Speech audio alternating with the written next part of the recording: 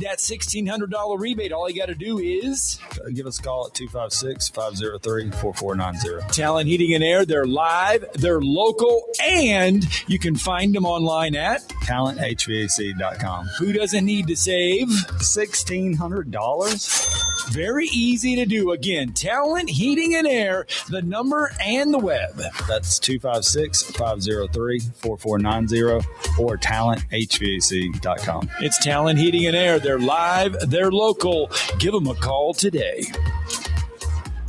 You've got to experience Toyotathon at Bill Penny Toyota. They've got the selection with over 700 new Toyotas to choose from. And they've got the extras with Bill Penny perks and a 10-year unlimited warranty. So get on over to Bill Penny Toyota today and experience Toyotathon. Bill Penny Toyota in Huntsville and online at BillPennyToyota.com. Bill Penny's Toyota 10-year unlimited warranty is valid through the 10th year of ownership. Valid on new vehicles only. See dealer for details.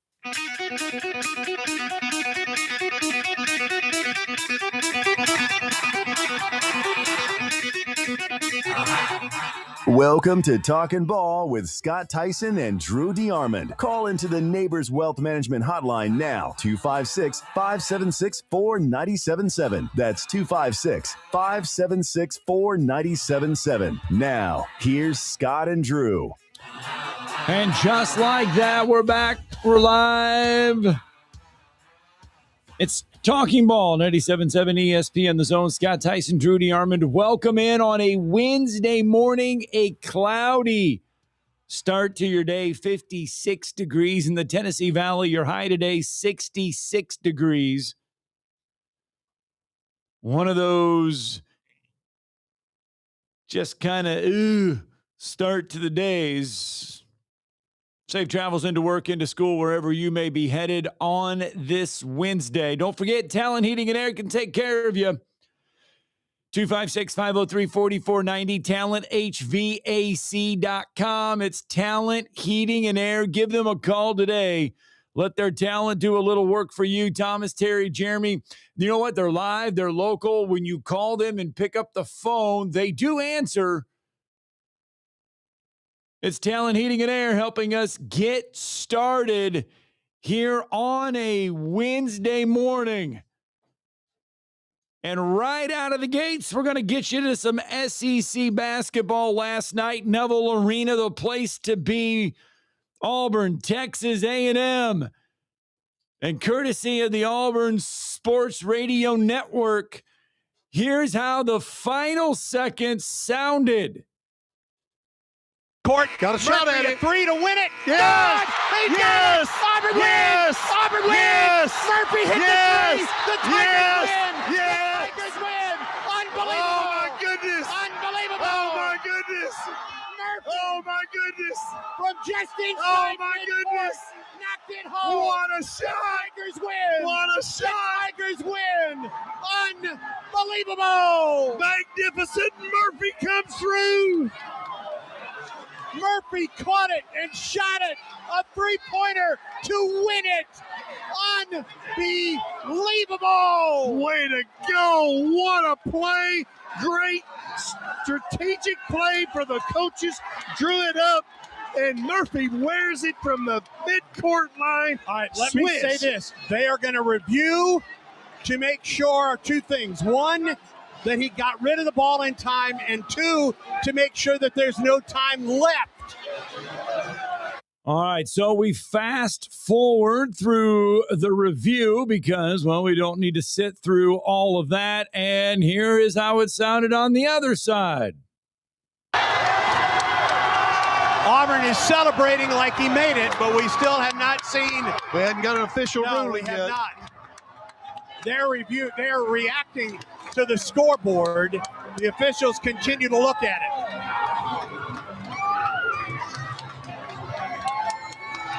All right. How about this? One of the officials has taken his headset off. The other takes his Game is headset over. off. Game Over. And they didn't give it to him. He didn't get rid of it in Oh, time. no. No way. And Texas A&M wins. Holy cow. Holy cow. No way. That's how it sounded, courtesy of the Auburn Sports Radio Network. Andy Bertram there on the call. Yeah, Andy Bertram on the call. We were watching it live from the Whataburger over in Albertville, Alabama, as I was with Huntsville High basketball, and it was quite an ending. A&M had the game under control late in the second half after Auburn basically controlled the first 2/3 of the game. Then A&M went on about a 31-6 run. Looked like they had the game, but some turnovers, some missed free throws kept Auburn in the game. Keyshawn Hall was unreal. I think he ended up with 32 points. 32 points and 12 rebounds, his sixth double-double of the year. Yeah, and Auburn made a bunch of big plays, kept just staying in it and putting pressure on A&M. And then Bucky McMillan had a very interesting, take on it after the game. But, and I was watching it without sound, so I couldn't really tell what they were saying. But I do know Pop Isaacs purposely missed a free throw, which it looked like the officials botched because it hit the rim. And, there should have been more time running off the clock, which there was not. They had to reset it. And then that kind of set up that final shot from Keyshawn Murphy. When you saw it live, it certainly looked like he got it off, but then when you see, replays from a bunch of different angles, it was so close. Quite frankly, I didn't think they would wave it off, but, listening to Zach Blackerby, who's been a guest on this show, from Locked on Auburn and others, he was not surprised that they waved it off. So, it was really, really close and a heartbreaker for Auburn. And then Bucky McMillan coming back to his home state for the first time as Texas A&M head coach, and he gets a huge win on the road for his team. And it was a swing game because A&M is now 2-0 in the SEC early, and Auburn is 0-2. Yeah. And they have lost two heartbreakers, an overtime game to Georgia, which they needed a last-second shot just to get it to overtime. Yeah. And then to lose like this, where you think you've won the game and everybody's rushed onto the court, and then they review it for seemed like forever before they decided to call wave it it no off, goods yeah. and wave it off. So, wow, what an ending! What a basketball game! But heartbreak for Auburn, and for our guy Andrew Monaco and Bucky McMillan, ecstasy as they escape with a win. Here was Stephen Pearl after the game last night. Stephen, just that final 0.6 seconds there, just the emotional swing of seeing it go through. The arena erupts. It's chaos. It's pandemonium. Then they go to the scorer's table. They rule it off. I'm interested in that moment, what the officials say to you and what your line of communication is in that moment. Yeah, there was zero communication. So, they didn't say a word. They just said it was no good and ran off the floor. So I probably wouldn't want to talk to me in that moment anyway. So I get why they'd run away from me. Yeah, just from the angles that I saw, it looked like it was off his fingers, but that was just, I don't have all the same angles they have. So I'm just looking at an iPad, and it looks like on the clock it says 0.2, but obviously like that. So I was like on the floor, I'm like, shit, we just won the game. Like, oh, wow. So to go from that to, obviously the crowd sees it on the big Jumbotron. They think it's good. And, everyone thinks that the game's over. And I'm just trying to sit there and be like, just hold on. You just never know. And, sure enough, they made a decision that, it was, I don't know, it was on his fingertips. So, yeah, it's devastating. That was Stephen Pearl after the game last night. Then, you gotta love social media, and you gotta love everything that happens. Texas A&M then boards said plane, gets on said plane to go home, and cuts a little promo for the next game inside Reed Arena. Just take a listen to Bucky. Howdy, Ags, coming home from the plains of Auburn with a big win back to College Station. We play Oklahoma 2:30 on Saturday. We got to have you there. We got to pack Reed. 2:30. Don't be a millisecond late. If you're a millisecond late, you know it don't count. What are we Yeah, it certainly was close, and Good friend Denton Johnson coached Keyshawn Murphy at Ramsey High School. Yeah. I've seen him do that. He's a big that can step out and shoot it. And I was surprised he got that wide open to take a shot like that, even though, it was just inside, maybe a step or two inside half court. But, again, a great play by him, did all he could. Heartbreaking for Auburn. But, hey, But you brought up a point, though. You brought up a point that let's not forget that, yes, Auburn had a chance to win it at the buzzer, but Auburn gave up a crap ton of points. They had a 16-point lead with 13 minutes to go. Yes. That's Avery Johnson level ineptitude. I watched Avery Johnson choke away a 22-point lead with 16 minutes on the clock. And they were outscored 33-6. Auburn was outscored 33-6 in a span of 6 minutes and 14 seconds. That's horrendous. And so that you can't blow games like that at home with big leads like that. And I will give Zach Blackerby and Locked On Auburn credit. They basically said Auburn didn't deserve to win. And it would have been a miracle, would have been great. Yes. It's a twofold thing. Yes, it would be great if that shot would have counted. Auburn would have won. They would have celebrated. You'd be feeling good about being 1-1, and you would have glossed over the fact that you gave up all of those points in that time span. Yeah. Because Stephen Pirtle, remember yesterday, said his defense has been horrendous. Yeah, 127 mistakes he counted in the Georgia game. Yeah, no doubt. So defense, again, you could say the Achilles heel in this one for Auburn against Texas A&M as they don't get it done. For Auburn now, though, they're going to remain in Neville Arena. They get 15th ranked Arkansas on Saturday in what is if you're Auburn, you don't want to be 0-3. You don't want to fall to 0-3 in the league, especially now. You look at Auburn and you go back to the preseason, their non-conference games, got blasted in a lot of their top 25 matchups. St. John's probably their best non-conference win. You can't drop a lot more of these quad one games if you're Auburn. Not gonna look good.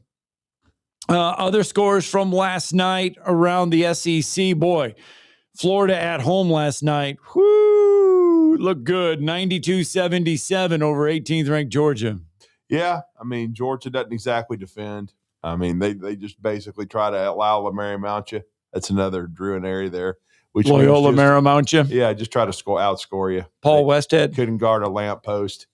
So they ended up getting blasted, and Florida's played a much more difficult schedule. I actually think Georgia's a fraud, but that's just me. They're 13-2, 1-1 in SEC play. The Southeast Y. I'll be honest. Hey, look, I played at the Southeast Y back in the day. Your answer to your question, Bellarmine. They played Maryland Eastern Shore, Morehead State, FAMU, Xavier, Clemson. Well, that's a couple of decent ones. Tennessee Tech, Florida State, Cincinnati, Western Carolina, West Georgia. The Wolves of West Georgia. Mm-hmm. Sounds like they're the champions of the state of Georgia. Big whoop. Who UAH beat a couple years ago. Yeah. Long Island. Yeah. There you go. That's your tomato cans from Georgia. Yeah, exactly. Well, so are you? And then a horrible loss for LSU last night. Just horrible. South Carolina wins it 78-68. Congrats to the Gamecocks. They were up 50-25 at the half. Yeah, that's just rent don't buy. But you know why? Of course, we know they've spent all their NIL money on deadbeats for Lane Kiffin. He was at the game last night, by the way. He was? I think he was. He was at was that LSU? I didn't even check. It was at LSU. See, he's a curse. He's a boat anchor. They can't win anything.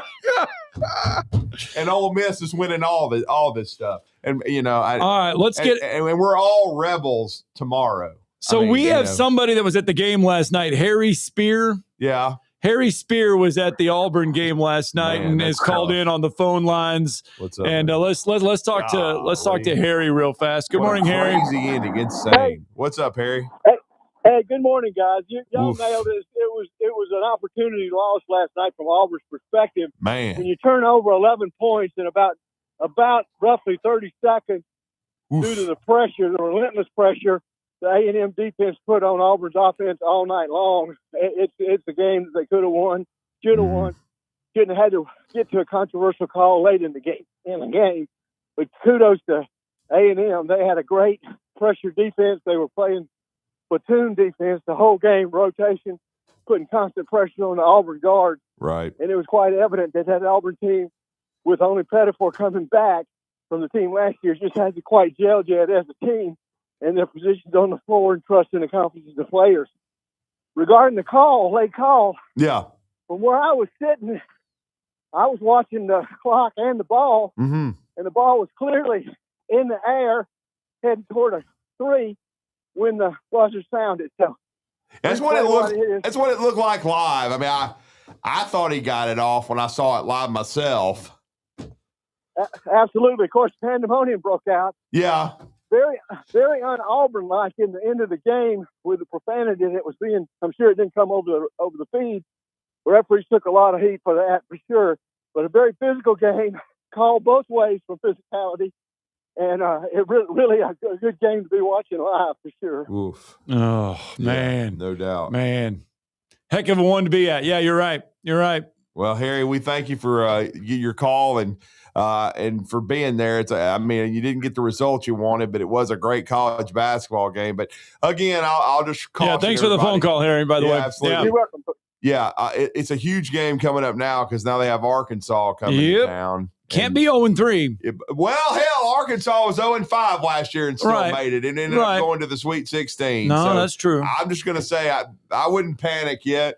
I mean, and who knows? I'll just call it right now. They're going to bust Arkansas's ass. You think so? Hell yeah.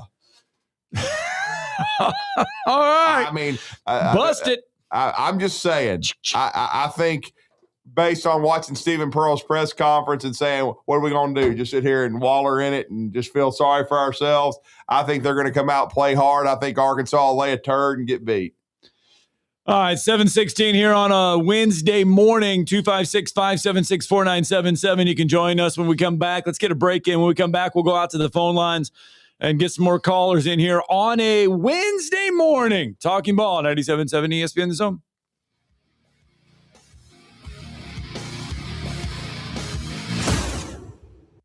You're listening to Talkin' Ball on 97.7 ESPN The Zone. The College Football Playoff Semifinals on ESPN Radio. Thursday in the Verbo Fiesta Bowl. From 47 yards, he got it. Ole Miss faces Miami. And it's intercepted. It's going to be a Miami pick six. Then on Friday in the Chick-fil-A Peach Bowl. It's Indiana, Oregon. The College Football Playoff Semifinals, 7 Eastern.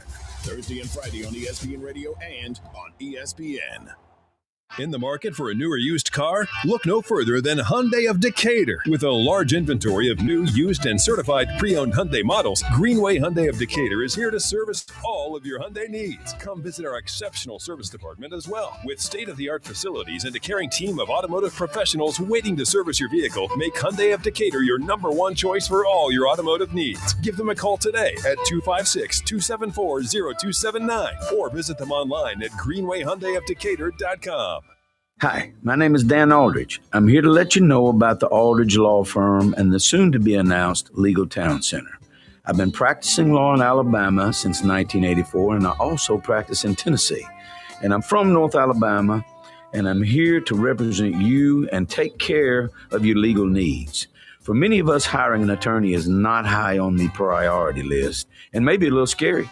But it's something that we all need at some point. So by all means, do your homework. And if you need representation for car accident, wrongful death, medical malpractice, nursing home abuse, or estate planning, or any other matter, just give us a call at 256-534-3188.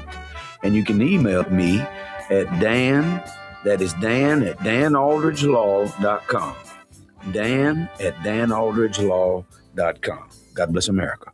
No representation is made that the quality of legal services to be performed is greater than the quality of legal services performed by other lawyers. Tom Abraham here for my longtime friend Mike Owen of Owen Home Appliance. You know, Mike has over 25 years experience in the appliance industry, and since 2017, Owen Home Appliance has served customers in the Tennessee Valley with a focus on quality products, affordable prices, and excellent customer service. Owen Home Appliance prides themselves on community involvement as well, sponsoring local teams and events while making sure that you get the right appliance at the right price. Visit their highly interactive showroom in Lacey Springs, just 8 miles south of the river on 231. Specializing in simple and affordable rentals, McCurry Van and Car Rental can make sure you have just the right vehicle for your next family vacation, weekend getaway, or if you just need transportation while your vehicle is being repaired. McCurry carries Ford Transit vans and Mercedes Sprinter vans, trucks and work vans, and more. And they offer discounted rental rates for long-term rentals. Now with 4 locations: Athens, Muscle Shoals, Coleman, and Huntsville. Log on McCurryRentals.com to make your reservation now. That's McCurryRentals.com. Talking Ball with Scott Tyson and Drew DeArmond. Weekday mornings beginning at 7 a.m. Only on 97.7 ESPN The Zone.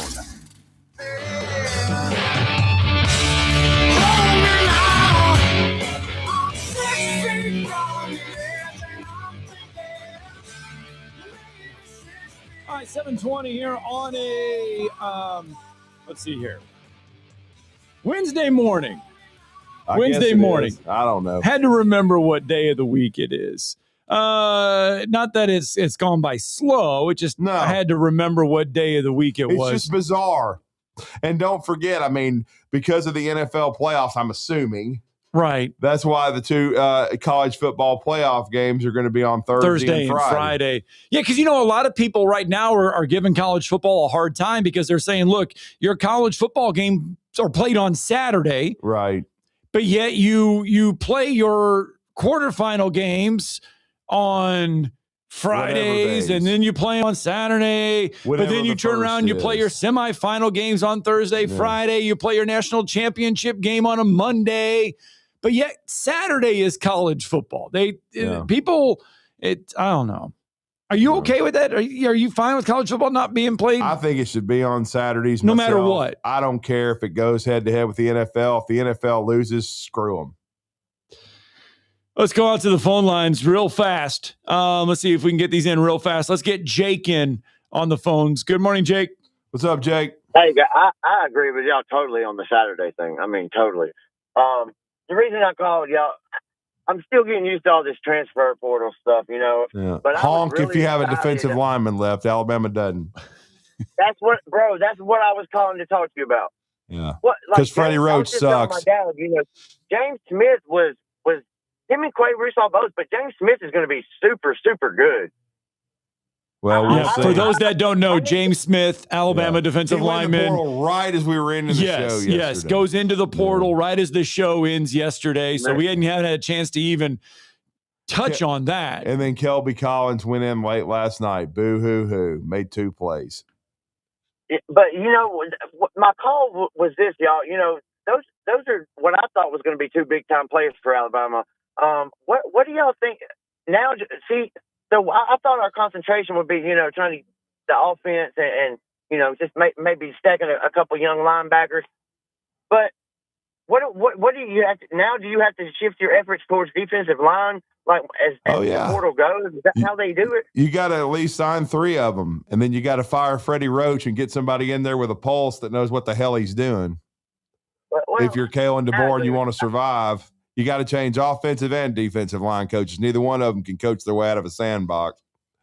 Man, I'm glad you're saying that because I'm not afraid to. I don't give a rat's crap. Never have, never will. That's why I like you, man. That's why I like you, man. You're real. That's why I like you. Man. I told another media member who was all over Clinton Dix for calling out people on the team that like, did any of these guys produce? And then this media member was like, you can't do that. That'll be used against you in recruiting. I was like, so you have trouble with the truth. Exactly. That they didn't produce. Yeah. In other words, it's a new era. You didn't produce. Hit your ass out the door. You're not getting a raise for sucking. Get out. I agree totally. It's like Ryan Williams, and I know he's going through something, y'all. And I'll speak on it one day. But I've got this vision of why he's playing the way he is. But you got $1.2 million. Come on. What do you have? 12 catches all year? No, he had about 45. But again, it is what it is. I was being facetious, but I'm worried. Like now, I'm worried. Like, is this going to be totally concentrating on defense now? And we're, I thought our concentration needed to be on the offense as far as building up. We got to get some big boys on. We got to get some depth in the O&D line, like it used to be. I love watching Indiana play. I hated they whooped our butt, but I love watching them play. The way he calls that offense, the way they line up and they'll run once, twice, three times if they have to get 2 or 3 yards, and then they don't have to. Alabama was always in 3rd and 12, 3rd and 14, 3rd and 8. I just. What do you guys think? You want to go back to that style of football and that kind of recruiting and that style? Well, I mean, they've got Jake, to get thanks for better the on phone both call as lines well, of bud. scrimmage. Thanks We for the phone appreciate call. it. Thank you, Jake. They've got to get better on the lines of scrimmage. That's the first priority. And all the guys they've lost weren't very good. All right, 7:24. Let's get one more phone call in real fast. We got one more before the Jerry break. on the Jerry is with us, yes, on a Wednesday. Good morning, Jerry. What's up, Jerry? Hey, guys. How are y'all? Good. Hey, I was watching that game last night just as a basketball fan because it was a good game. Yep. Two quick things, then I'll talk about the last shot. Bucky McMillan almost cost A&M the game because with 3 minutes to go, they're stalling. They're running the shot clock down, and that's not their game. And it almost cost them and really should have cost them because, I mean, they were just dribbling and not even looking to shoot and just run the offense. And then the free throw definitely hit the rim. Everybody could see that. Yeah, exactly. And that wouldn't even have come down to the last shot. But back to the last shot. Yes, sir. You don't watch the clock. Watch the backboard. The backboard. Yes, the yellow light. Yes. Yes, sir. Yeah, people get tied up on the clock. The clock is behind, but the backboard, the light on it is the true time. And if you look, it could have been called either way, but I think it was just on the tips of his finger when the light goes off. If you look at it close, Yeah, the announcers even said, "Man, that can go either way." But Texas A&M put themselves in that and almost lost it because Bucky McMillan, good coach, not going to knock him there, but he almost cost him the game doing what he did last night. Well, I'll hang up and listen. Thanks, Jerry. No, you're right. And I've seen still images, and he's right. So close. He's right. You could have, if that call stood, you'd be like, all right, it's too hard to call. I thought it was gonna. They overturned it. Too close. I mean, it's one of those ones where it could have went either way. Real close. All right, let's get it. We got to get a break in because when we come back, Brett Norsworthy. We're going to talk a little Ole Miss football. I tell you what, I'm jealous because the media is staying there in I know where they're staying. Yeah. And let me tell you, we've gotten to stay there a couple times because of Auburn and Alabama out there in Glenda. Yeah. Oh my gosh. The resort is beautiful, baby. Let me tell you. We'll talk Fiesta Bowl coming up next.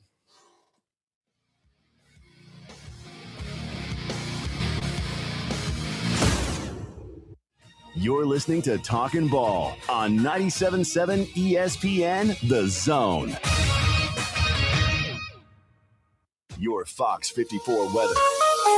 I'm Chief Meteorologist Jordan Dressman. A mostly sunny sky this afternoon. Temperatures climbing into the mid and upper 60s, dropping into the low and mid 50s as we head into the overnight early Thursday morning. A mostly cloudy overcast sky Thursday afternoon. Temperatures climbing into the upper 60s. A couple of folks could see the lower 70s. Small opportunity for rain. Better chance for showers and thunderstorms as we head into your Friday. Your Fox 54 weather. Only on 97.7 ESPN The Zone. By now, you know about Eagle Masonry and Insulation, and maybe you know that Eagle also does landscaping and dirt work. But how about after paint work? Shower doors, shelving, and mirrors, all taken care of by Eagle, the same Eagle that takes care of all your masonry, insulation, and landscaping needs. Eagle brings the same level of expertise to all these disciplines, and they're ready to provide you with a free quote. The website is the same, insulatewitheagle.com, as is the phone number, 256-755-1556. Give them a call and see what Eagle can do for you. Eagle saves you time. Eagle saves you money.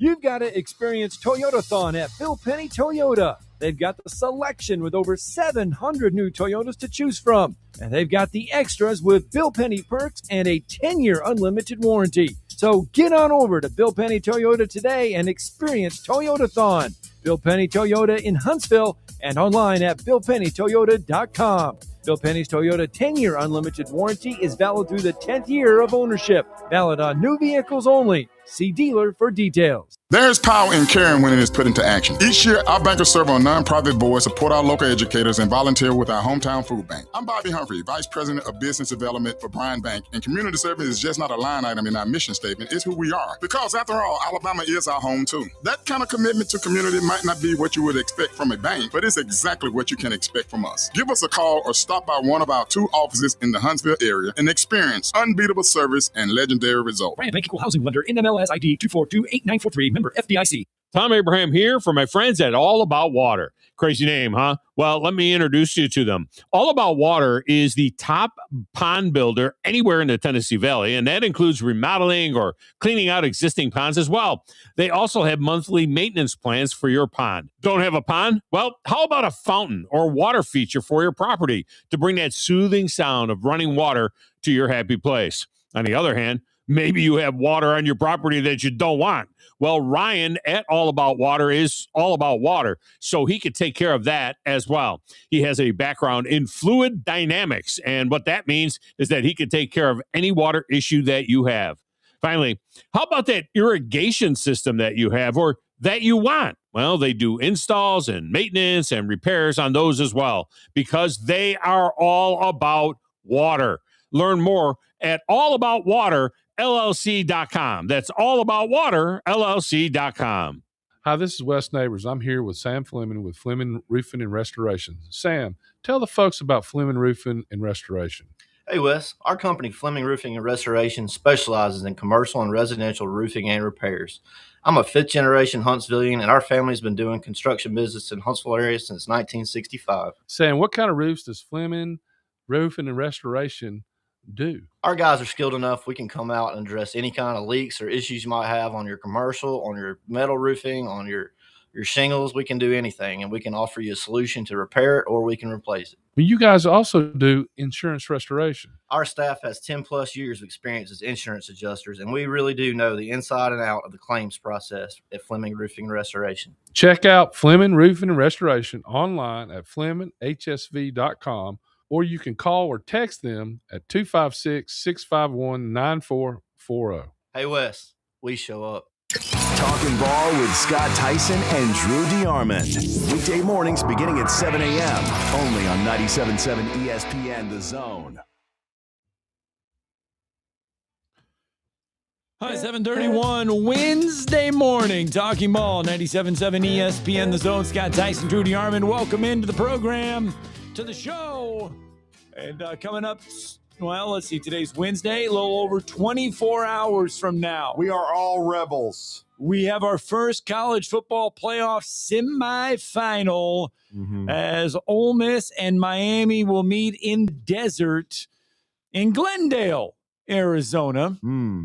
Out there, home of the Arizona Cardinals. Yeah, it's going to be the In the Fiesta toaster. Bowl, the semifinals of the college football playoff. The Ole Miss Rebels in the midst of, I know, and Coach Vaught did amazing things. Yes, in the '60s, but you could say, especially in the modern era, this is the greatest season in Ole Miss history, maybe the greatest overall. And who better than to help us with that? He will be part of the pre and post game of this Fiesta Bowl broadcast. He also has his own radio show on WHBQ Memphis, Tennessee, from 3 to 6 each Monday through Friday. And of course, we're talking about Brett Norsworthy, who's joining us live from Glendale, Arizona. Woo! Brett, we appreciate you getting up. We appreciate you joining us this morning. It's going to be a great night of football tomorrow night. But everybody's anticipating this game. Miami has looked really good, but Trinidad Chambliss has been my favorite player maybe in the SEC this year. So magical, but it's great to have you back. I hope you had a Merry Christmas and a Happy New Year. How are you? I'm doing well, man. Thank you so much for having me. And Scott and Drew, I'm so sorry for back in the fall, and I'm honored to be a guest on your show. Thank you for having me, and we are very proud of where this season has taken us after the biggest win in Ole Miss football history. in the Sugar Bowl. Now we're playing another biggest game in Ole Miss football history. They come fast. I barely got home from New Orleans and got the remoulade sauce washed out of my pants before the Fiesta Bowl was having their parade on Saturday. Yeah. I mean, but Brett, you can sum that up with Ole Miss football. I think the last 2 months, though, right? I mean, with everything that went on with Lane Kiffin to Pete Golding to being in the playoffs to who's going to be there, who's not going to be there. I am sure when it comes to just finding something to talk about, your head's got to be spinning.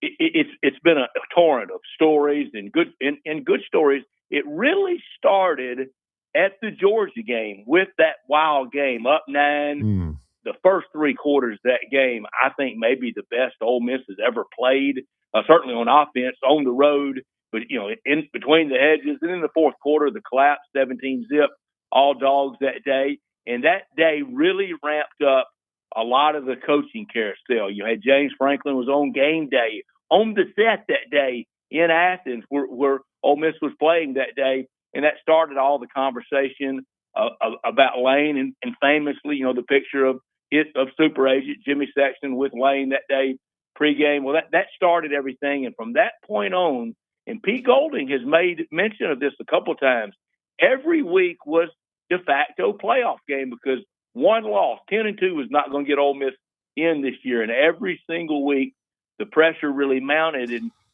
sometimes a slower start against South Carolina, a slower start against Florida, finished strong in both of those games, and then really played well in the Egg Bowl the day after Thanksgiving to secure being in the college football playoff. And I like to call it too big to rig. There was no way Hunter Yurachek could put it to Ole Miss this year.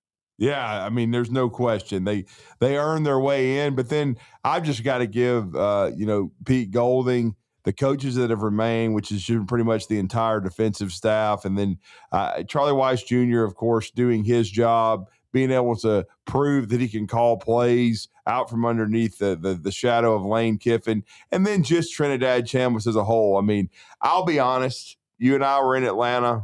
We catch up all the time. Of course, you knew about him. You knew who Ole Miss had taken in the portal. I had no idea who he was. I was so fixated, on the Ole Miss QB situation and Simmons, being the guy and media day. Yeah, I thought he was one of the more underrated quarterbacks, and I just thought, okay, he's the dude. If Ole Miss. And I had Ole Miss as a fringe playoff team. I had them in the top 4 or 5 in the SEC with a chance to make it. But I had no idea who this kid was. And now I've already started the campaign. If the Rebels keep winning, they've got 10 miles an hour, 18 miles an hour. Are they going to have in front of the library 6 miles an hour? That's going awfully slow even in front of the library. I know. One of the main east-west highways leading into Oxford, on both sides, is Highway 6 from I-55. And there we go. So that we named the whole stretch. I think he's done enough already to name the whole stretch after him. But I did know of the backup, and I went to a scrimmage on a Friday night. Right. It was just like a game. I mean, lights on, referees, like a real game, and good dress rehearsal for our opening night for the season. And I thought, pretty good backup, and if called on, to finish the game, and he did finish opening night, beat Georgia State badly, and then he finished up at Kentucky week 2 after Austin Simmons got hurt. Yes. And it was basically just an offense finish the game. I don't think the ball ever went in the air. And then his big debut against Arkansas that he just put on a show. Even it was 31-28 at halftime. At halftime, Ole Miss, and he was really good. And that night we had him on post game, and I looked him in the eye, and I promise you, I saw a killer. I looked him in the eye, and I saw Jack Bauer from 24 looking back at me. I thought, oh man, we got something. And the next week he engineered the upset against LSU, and then it was really off to the races. He did not hit Oxford until late May. Wow. Joe Judge really found him. He had never been to Oxford, Mississippi until like May 27th. Joe Judge found him and really worked with him all summer and thought he had something. And the superstar of this Ole Miss staff it is Joe Judge. I mean, just what he brings.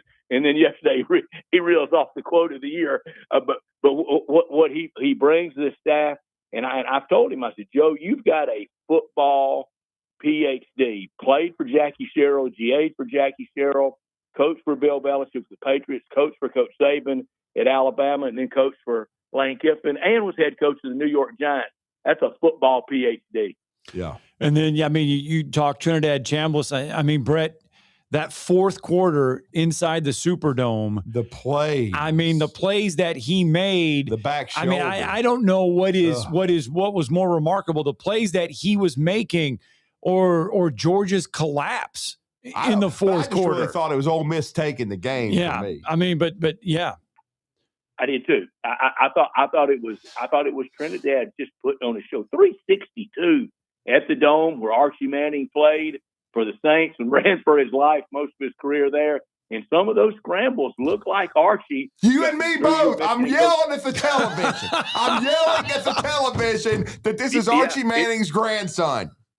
It was Archie in the New Year's Day 1970 Sugar Bowl against Arkansas at Tulane Stadium.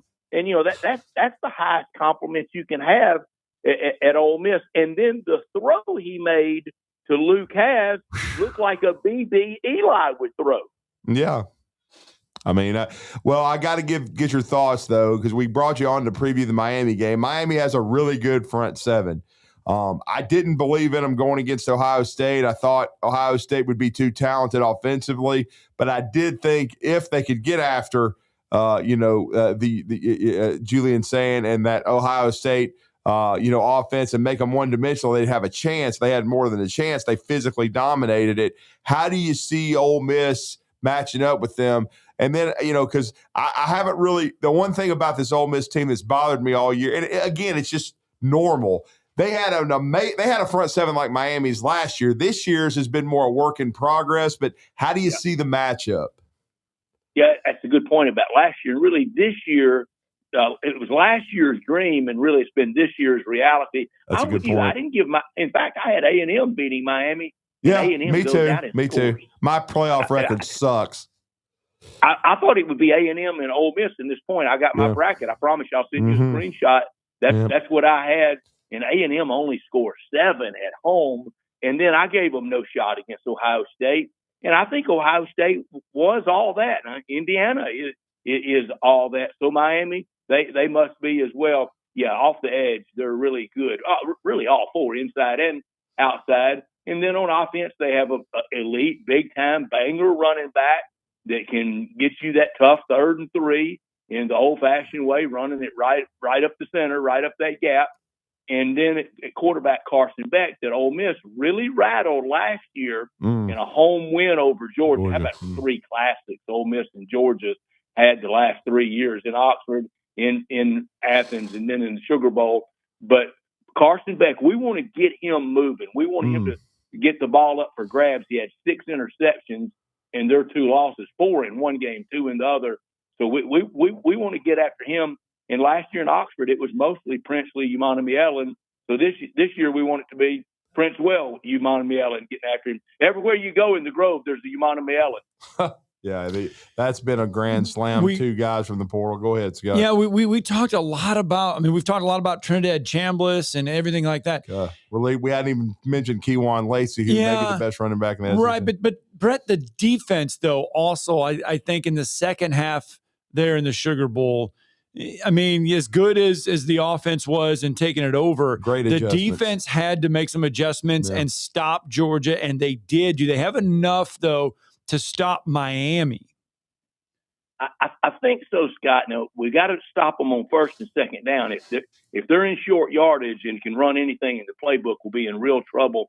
And late in the game, Gunnar Stockton really found some spots in the zone, but I trust Coach Neighbors back there and what he's done with his team. And one player back there that's playing his best ball, he was injured early, then struggled, and we've kind of moved him more to corner than to safety, is Jalen Braxton. But back at safety, as the secondary goes, is how Wydett Williams goes. And Wydett really should have had an interception on that drive that Georgia ended up getting the field goal to tie it before all the theatrics on the last series and the ultimate game winner from Lucas Carnero. It was right in his midst in the end zone. They were trying to throw it yet again to Dell and all those tight ends for Georgia. But Gunnar Stockton was a warrior, wasn't he? What he and Trinidad did in that Sugar Bowl, that quarterback performance, those performances will be remembered a long time. They really will. I thought he was a warrior, but I will say this to mention Kewan Lacey, though, that, you know, they're going to be talking about Fletcher and he's an outstanding running back from Miami, but Kewan Lacey is going to be a huge in this game to create balance, because he's just been, and it's a remarkable, because he didn't play a lot at Missouri as a freshman, but no, he didn't. This year he's been I guess I'd say the best back in the league. I think so, and I will tell you, for my Heisman vote, I voted Kewan Lacey, and how I did it. You know, the Heisman asked you not to reveal your vote until afterwards, so that following Monday, after a great young man and a great player, Fernando Mendoza, won it, I asked my radio partner. I said, "Here's who I voted for: a running back with almost 1,300 yards, 1,267 to be exact, over 20 touchdowns rushing." And he fumbled one time, and that was on an errant direct snap in a rain game. That was the game out at Oklahoma. I said, "Who am I describing?" And he instantly and rightly said, or promptly said, "Jeremiah Love." I went, "No, it's Kewan Lacey." And that's one of the things that got lost in all the Lane story down the stretch is exactly what Trinidad and Kewan, what they were doing on the field. Yeah, absolutely, and that's crazy. And we had and again, it's the first time we've had a chance to extensively speak to you since all this played out. I know you had a good relationship with Lane Kiffin. Does Lane Kiffin have any relationships left in Oxford? And then I thought Keith Carter. I know he was in a tough spot, but I think as everything has played itself out, he handled it the right way. I would assume everyone's behind Keith, and Lane Kiffin is persona non grata. Well, he is right now with most people, and it's really in the heat of the moment. I think when people push back, and it's going to take a while, and then when we start playing them, next year when they come to Oxford, and then it really will start when we go to Death Valley. But Ole Miss and LSU really never gotten along that well anyway. But I think when people really start to think about it and realize what he did over those 6 years, they may appreciate it a little more. It could take a long time, a long time. It took forever with Senator Tuberville for people to get over him at Ole Miss. What Lane did is he made Ole Miss relevant. Remember what he inherited versus what he left. Now everybody's going to remember how he left, but he did Ole Miss a really good job. I have no rancor whatsoever at him. I want to beat him next September when we play him. I know he wants to beat Ole Miss, but no personal animosity whatsoever. He was always really, really good to me, and I considered him a friend. Now, somebody told me, said, "Brett, he's going to really hurt your feelings next summer at SEC Media Days when he blows by you like he doesn't even know you." I said, "That's fine. If he does, I don't care." Right. Well, then on the flip side, now Pete Golding, what he's been able to do and keep guys, because Lane Kiffin, there was that fear that in today's college football world, Kiffin's going to come in and just basically pluck this Ole Miss roster and take them to LSU. But credit Pete Golding and company for locking in. Chambliss, Lacey, Perkins, Sanders, Kite. Locked in a lot of this roster. Yeah, locked them all in. Carnero, the kicker. We tremendous. Were really scared he never buy a beer again. And Lane has to be at some point stepping back and go, "Oh, I really did build a deep foundation with that program. Got the collective right. Got the administration, 100% behind the coach, like you said, Drew, with Keith Carter and the full administration, the chancellor. How it is aligned at Ole Miss right now. Just everybody singing off the same song sheet and singing a happy song and getting ready for tomorrow night against the U." Yeah, and final question. In Brett Norsworthy's mind, and you've seen a lot of football and you know a lot of football, Ole Miss wins this game. What do they have to do to beat Miami and then get to the national championship game and try to make history? Got to get Lacey rolling early. Got to run the ball. Got to stop the run. Always have to do those two things. Ball security, of course. But then when get Carson back on the run, if he throws it up for grab, any tip ball's got to be intercepted. And anything kind of in your midst, like Wydette Williams had off of Stockton but couldn't hang on to it, you got to do it and kind of break his back early. I just don't think he's the competitor that Stockton is. And I think an early message to him of, just like last year in Oxford, here we are. Yeah, and I think you made a great point about Pete Golding and his staff's success against Beck last year. So that could play a factor in this game. He isn't a mobile guy. He's not immobile, but he's not a great athlete. I think that could maybe, with Perkins and some of these guys, I think they could be a good matchup. So certainly going to be fascinating. I'm going to be transparent, but see, this probably means Ole Miss is winning. I picked Miami, and I have sucked in the playoffs. Okay. I mean, I went over. I got Rebs 31-28 and another wild. Well, I'm going to tell you what, we're all rooting for him for the SEC, and we're all rooting for the kids because of what happened with Kiffin and the whole process. But, and of course, with Coach Neighbors. We have a very, very close relationship there. And he, by the way, we all were very fortunate and blessed. We were, as a radio station, we were, as you would imagine, we were on top of the situation. We knew what was going on at Ole Miss, and we're happy for Wesley and that he's staying with the Rebels, and he's done a remarkable job. And boy, it'd be great for him to once again coach in a national championship game like he did at Alabama, except in Oxford with the Rebels. But again, great luck to Ole Miss tomorrow, and again, great segment, and thank you for joining us, and we really appreciate you. Thank y'all for your friendship, and thank you for having me on. Thanks. Brett Norsworthy, kind enough to spend some minutes with us from the desert in Arizona. Let's get a break in, wrap up hour 1 of hour 3 coming up next.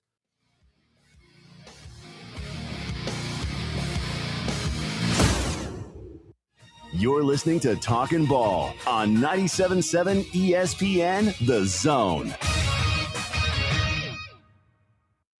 Since 1983, Berkshire Hathaway Rise Real Estate's Ann Adams has been your local go-to real estate expert in the area. As a buyer, you can trust Ann's in-depth knowledge of the local housing market to narrow available properties down to those you'll be interested in, saving you time when shopping for a new home. When you're ready to sell, Ann's expert negotiation skills will ensure you get a fair price and hassle-free experience. Call Ann Adams today at 256-337-2625 or email annadamsrise@gmail.com. I'm here with Stan McDonald of Jacob Title. Stan, I've heard that every real estate closing at Jacob Title is a very big deal. Why is that? Wes, I'm reminded of a very impactful statement that I heard from Coach Gene Stallings years ago when he talked about big games and little games. He said he didn't like that comparison. He says, because try losing one of those little games, and if you ever do, it ends up being the biggest game all year long. Well, it's the same thing with real estate closings. Every game, every closing is a very big deal at Jacob Title. Because when it's your closing and your contract on the line, it's a very big deal, and we understand that at Jacob Title. So it sounds like whether your client is a first-time residential buyer or a multi-million-dollar investor, they can expect your A game. That's exactly right. As a matter of fact, when you bring your real estate closing to us at Jacob Title, we understand it's all about trust and confidence. And when Stan McDonald tells you that a chicken dips snuff, you can look under his wing for the box. And like Beebs likes to say, there's no doubt about it. Are you tired of chasing a roofing contractor to show up on time or even show up at all? I'm Sam Fleming with Fleming Roofing and Restoration. Our motto at Fleming Roofing is we show up. Our goal at Fleming Roofing is to provide the reliable customer service that you deserve. And we have the resources to meet all of your roofing needs: residential, commercial, industrial, replacement, or repairs. We are manufacturer certified for roof coatings, single-ply membranes, and asphalt shingles. Whenever you need a roofing professional you can count on, call Fleming Roofing and Restoration. We are committed to finding the solution that meets your needs. We don't have quotas or heavy-handed sales tactics. Fleming Roofing, we have expert experience. We show up. Free estimates: residential, commercial, industrial, replacement, or repairs. Check us out at FlemingHSV.com. FlemingHSV.com. When you need a quick response, it's Fleming Roofing and Restoration. We show up. You'll love the expanded wine selection at Liquor Express. From special occasion to everyday table wines, they've got what you need. Meet your friends at the largest tap wall in Alabama with 105 rotating selections. Then take home a growler full of your favorite or choose from our 1,000 canned or bottled beers. Need help stocking your bar or planning your party? Liquor Express has a knowledgeable, professional, in-house staff that can assist you with anything from your bar to the planning of your special event. Visit liquorexpress.net for tasting specials, giveaways, and classes. This segment of Talkin' Ball is brought to you by University Kia, the #1 volume Kia dealer in the state of Alabama. Located online at universitykia.com.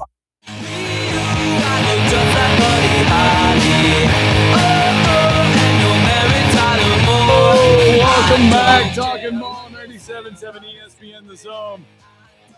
7:53 here on a Wednesday. Because I didn't care about that yesterday. Yesterday was a damn crap show for you. Yeah. If it had been a reality TV show, there'd have been people running off in the ditch laughing at me yesterday. Oh, what is it? What was the Kit Kat song? Yeah. Give me a break. Yeah, give me a break. Break me off a piece of that Kit Kat bar. Go back and get it because you don't want to give up the $2 because you're so damn cheap.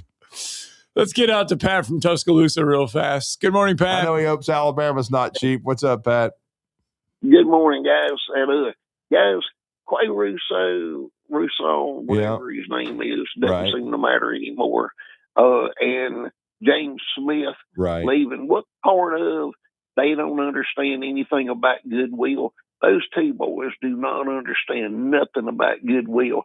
Their long-term love is in Tuscaloosa, and they just plumb ignorant in my book. That because they go to LSU, they're just going to be two more defensive players. That's all they are. Well, and I haven't even followed their process. I know it wouldn't surprise me if Lane Kiffin offered them both a bunch of money, but as I said yesterday, hopefully Quay won't get hurt going to sign the check.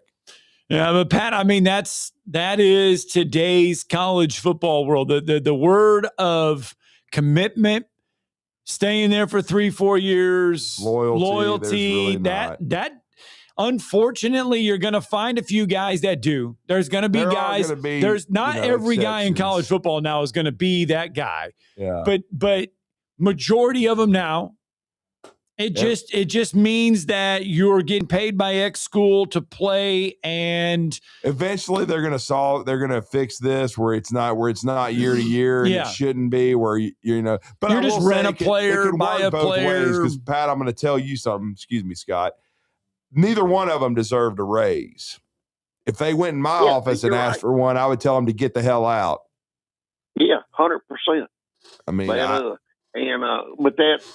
again, like I said, they don't understand there's a term called goodwill. When you sell a restaurant, it isn't the restaurant that you're selling. You're selling the people that were in that restaurant, the chefs, the cooks, the managers, blah, blah, blah. It's called goodwill. And that's where the value is. And they don't understand the value of that script A. And I'm afraid they're going to find out because they're burning their bridges in the state of Alabama. Well, that's a good point, Pat. I mean, eventually it is going to cost some kids that. And Russaw wasn't projected as a starter because of Jan Zapier. Certainly would have played a lot and might have been a starter if he was willing to move to middle linebacker. Probably wasn't willing to do that. And James Smith, he was always more about hype than production. Yeah. Yes, you got a point there. Pat, guys, thanks. Hey, I'm pulling for Wild Turkey. Yes. Man, hey, Wild Turkey's got it going on, and I'm gonna be wearing some powder blue tomorrow, just for camaraderie with the SEC. Yes, sir. Thanks, Pat. Thank you, Pat. What is the value? What is the value of the script A right now? I mean, Pat brought up a point that you know it's these means a lot to the people in the state of Alabama still, right? I mean, but in the college football world, does the value of the A mean as much? Probably not. It doesn't.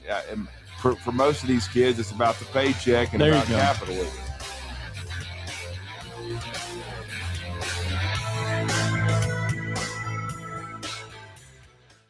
This is Brent Musburger's VSiN Action Update on 97.7 ESPN The Zone. Drivers who switch to Progressive have an annual savings of nearly $750.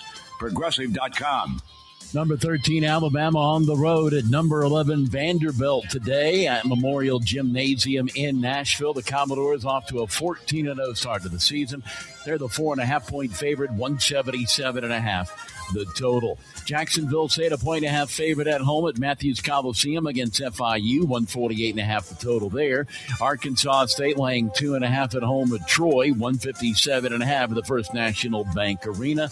UAB 2.5-point home favorites against the Owls of Florida Atlantic, 160.5 at Bartow Arena.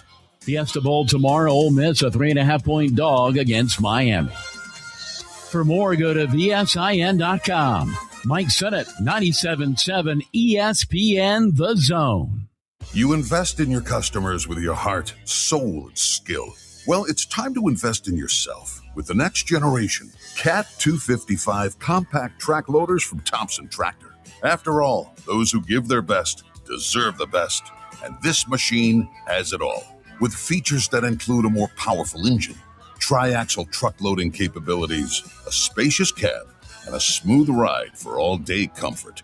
Thompson Tractor knows how much value you place on your customer satisfaction. It's how you build your business. It's also how we build ours. Since 1957, hardworking folks like you have counted on Thompson to provide the absolute best lineup of equipment in the industry, all backed by a customer service and product support team that time and again have proven to be second to none. It's all about maintaining peak performance. Always has been, always will be. Visit ThompsonTractor.com for details. Thompson Tractor, we're here. WCZN, Union Grove, Huntsville, Alabama. 97.7 ESPN The Zone. SportsMed is the official team physicians of the Rocket City Trash Pandas. And if the pros trust SportsMed, you can too.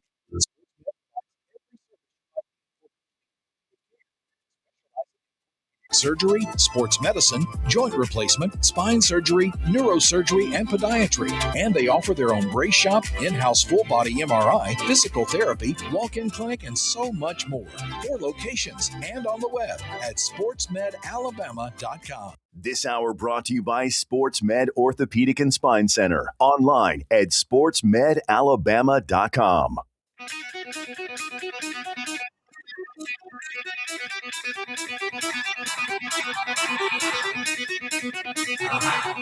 Welcome to Talkin' Ball with Scott Tyson and Drew DeArmond. Call into the Neighbors Wealth Management Hotline now, 256-576-4977. That's 256-576-4977. Now, here's Scott and Drew.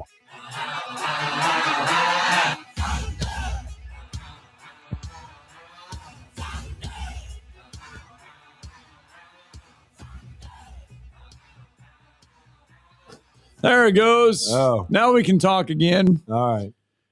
Hour 2 is upon us. SportsMed Orthopedic Surgery and Spine Center, dedicated to providing care that improves lives. I thought Quay Russaw tripped over the wires. People are wanting raises, and so the board just said, I quit. Yeah. Just done. NIL, not getting enough money, is the roadcaster. Anyway, we're back at it here on a Wednesday morning. And boy, you know, I saw this the other day. I saw this pop up yesterday. Right. And Indiana has played in the Peach Bowl before, twice. Right.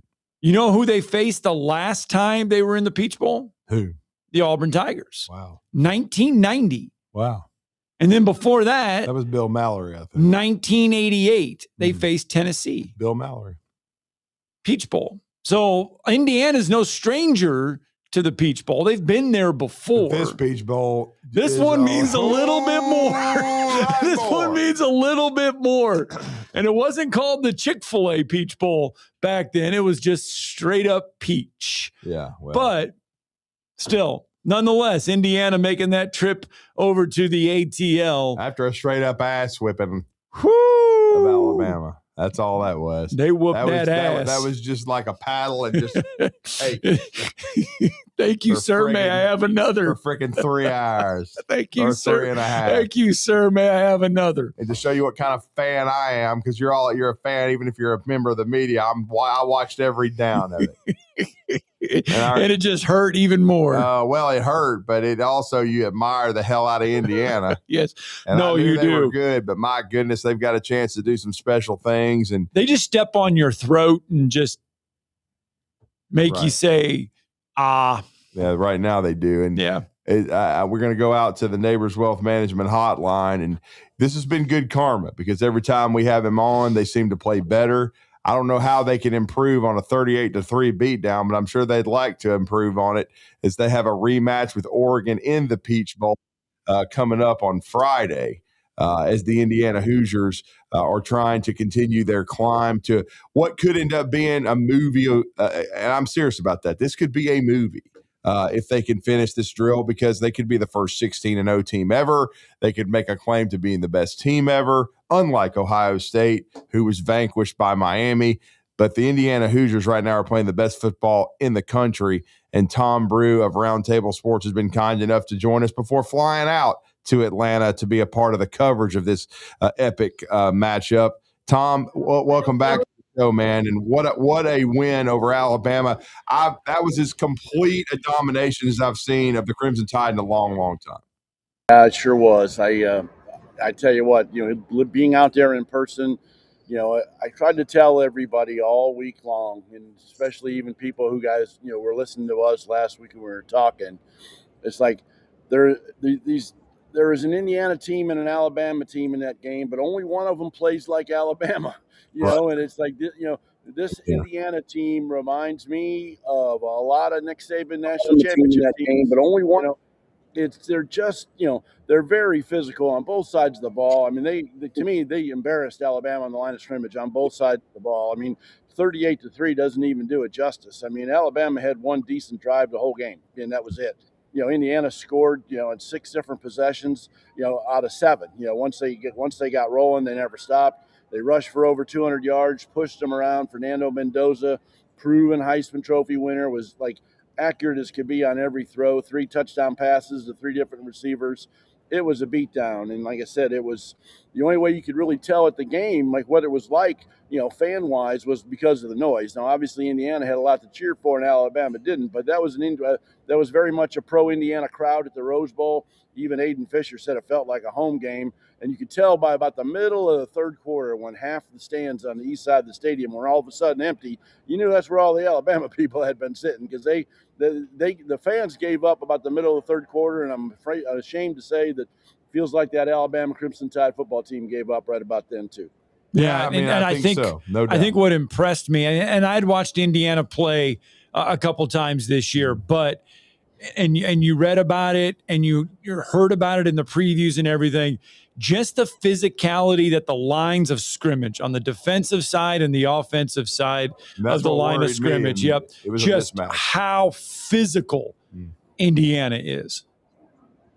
Yeah, there's no question about that. That's just how they play. And they've been playing that way all year. It's like, and Signetti had a great line too. It's like, someone asked him pregame, it's like, it's such a high stakes thing, how do your kids handle all that? It's like never having been there before. It's like, do you guys only dismiss us because it says Indiana on the front of our jerseys? I mean, that's kind of what it's gotten to. Like if you watch this team play all year long and it said Alabama on the front of their jersey instead of Indiana, or it said Georgia instead of Indiana, you'd think, man, this is one of the best college football teams I've ever seen.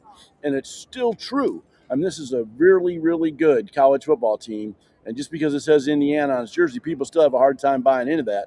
Even the Oregon fans now this week. Now, like we talked about it last week, I knew I was going to get a lot of grief from the Alabama fans forever because it's Alabama and it's Indiana. But these Oregon fans just got their ass kicked by Indiana 3 months ago, and they're talking like Indiana sucks.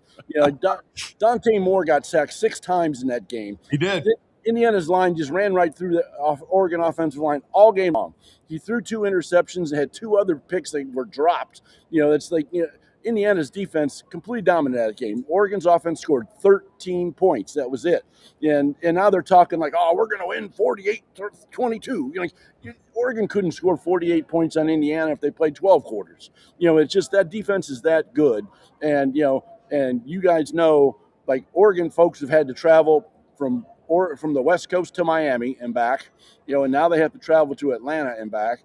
And all these Indiana fans at the airport here with me this morning are all on their way. And the cars are loaded up, and the trucks are loaded up, and the vans are loaded up.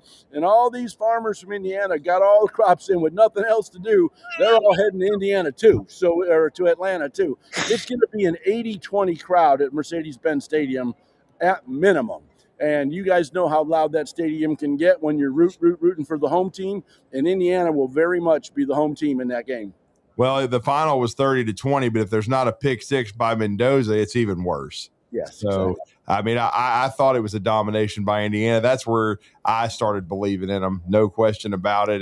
And certainly you have it double and triples after you see them dominate Alabama, even though I never thought Alabama was going to win the national championship, but it's the worst bowl loss in Bama history. So that says something for what Indiana was able to accomplish. But watching the game, I thought Indiana came out pretty healthy too, because that's a key of these long runs. Are they as healthy as they could possibly be, sans Stephen Daly going into this rematch?